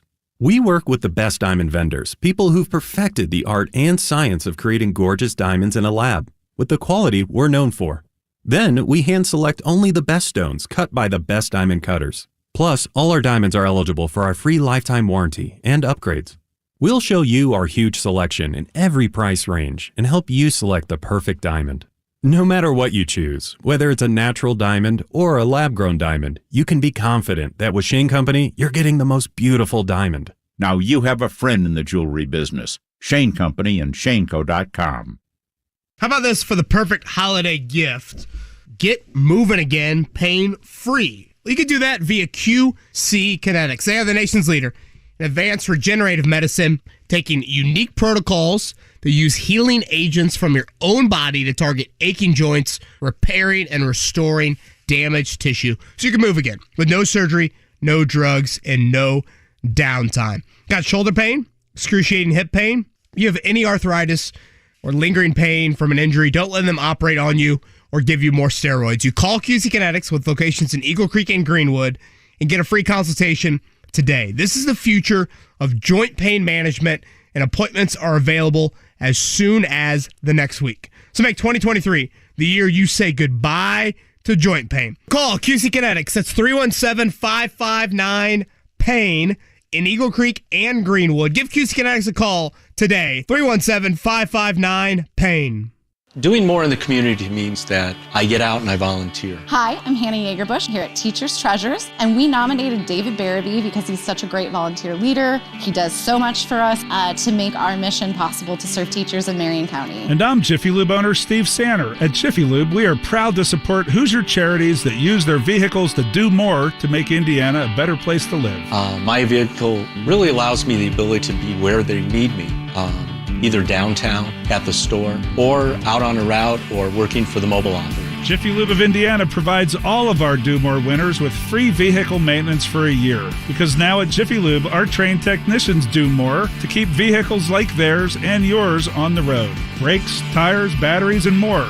As well as Indiana's favorite oil change since 1985. Jiffy Lube accepts competitors' coupons, so you don't have to choose between saving a few dollars versus treating your vehicle to Jiffy Lube's award-winning service. Click on JiffyLubeIndiana.com for a Jiffy Lube near you. Guys, if you've noticed a lack of energy, motivation, and drive, it could be low testosterone, so schedule your complete health assessment at Low T Center today. They now offer the convenience of monitored self-inject at-home testosterone treatments. That's $155 a month cash pay, or is covered by most health insurance. If you don't live near a Low T Center, or you just need the convenience of the at-home treatment, Low T Center makes it easy. To get started on treatment, it's only the first 2 visits in person. That's lowtcenter.com to schedule your appointment today. lowtcenter.com. That's Low T Center, reinventing men's health care. At Eskenazi Health, our patients are treated with compassion and skill. That's why Eskenazi Health is looking for professionals who share our mission and are dedicated to serving the community. As an employee of Indiana's top hospital for social responsibility and community health investment, you'll enjoy excellent benefits, competitive pay, and unwavering leadership support. Learn more about Eskenazi Health careers online at eskenazihealth.edu/careers. Catch another Bud Light Blue Friday broadcast with JMV from 3 to 6 at Twin Peaks. Enter the football toss, and you could be the next fan to win a pair of tickets to see the Colts take on the Texans. From 93.5 and 107.5, The Fan. The Colts wrap up the season as they host the Houston Texans.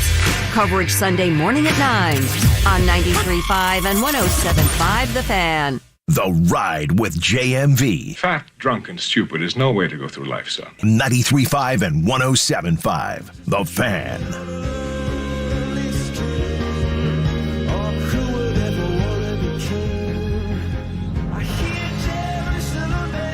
Hey, welcome back to the show. Tomorrow in studio, Thursday, Friday on the road. Coach's Tavern, Large City Bourbon Locks, Luna Azul Tequila Shots for a final time this year, at least in the regular season. And then Bud Light Blue Friday with regular season finale tickets for the Texans and the Colts game at Twin Peaks and Castleton. More tomorrow, I'm sure, on the reported pursuits of Jim Harbaugh by the Carolina Panthers and owner David Tepper. Yeah, Robert Tepper was on the Rocky IV soundtrack. He's saying no easy way out. And I wrecked my 914 1974 Porsche when that song was playing.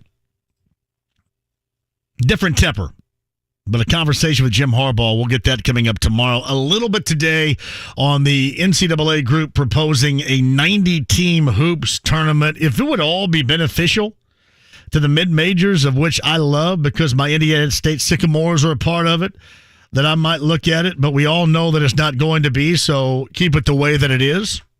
That's my philosophy. And, of course, I'm sure more coming up tomorrow, and news as it happens on Bill safety Damar Hamlin.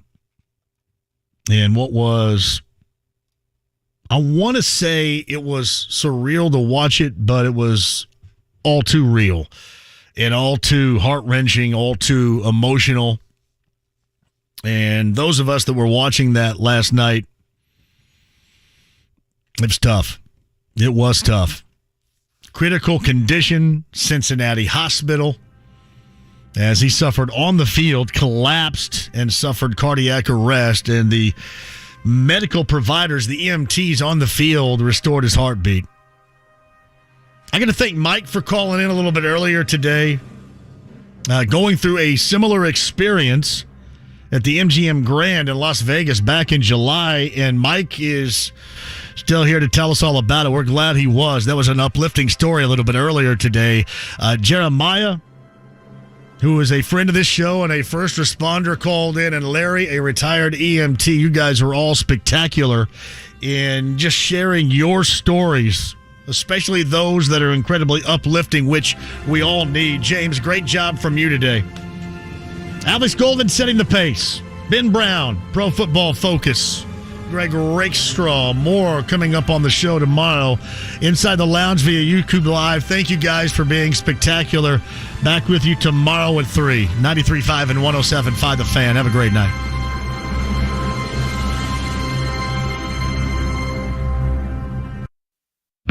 It's Kevin and Query. New year, same.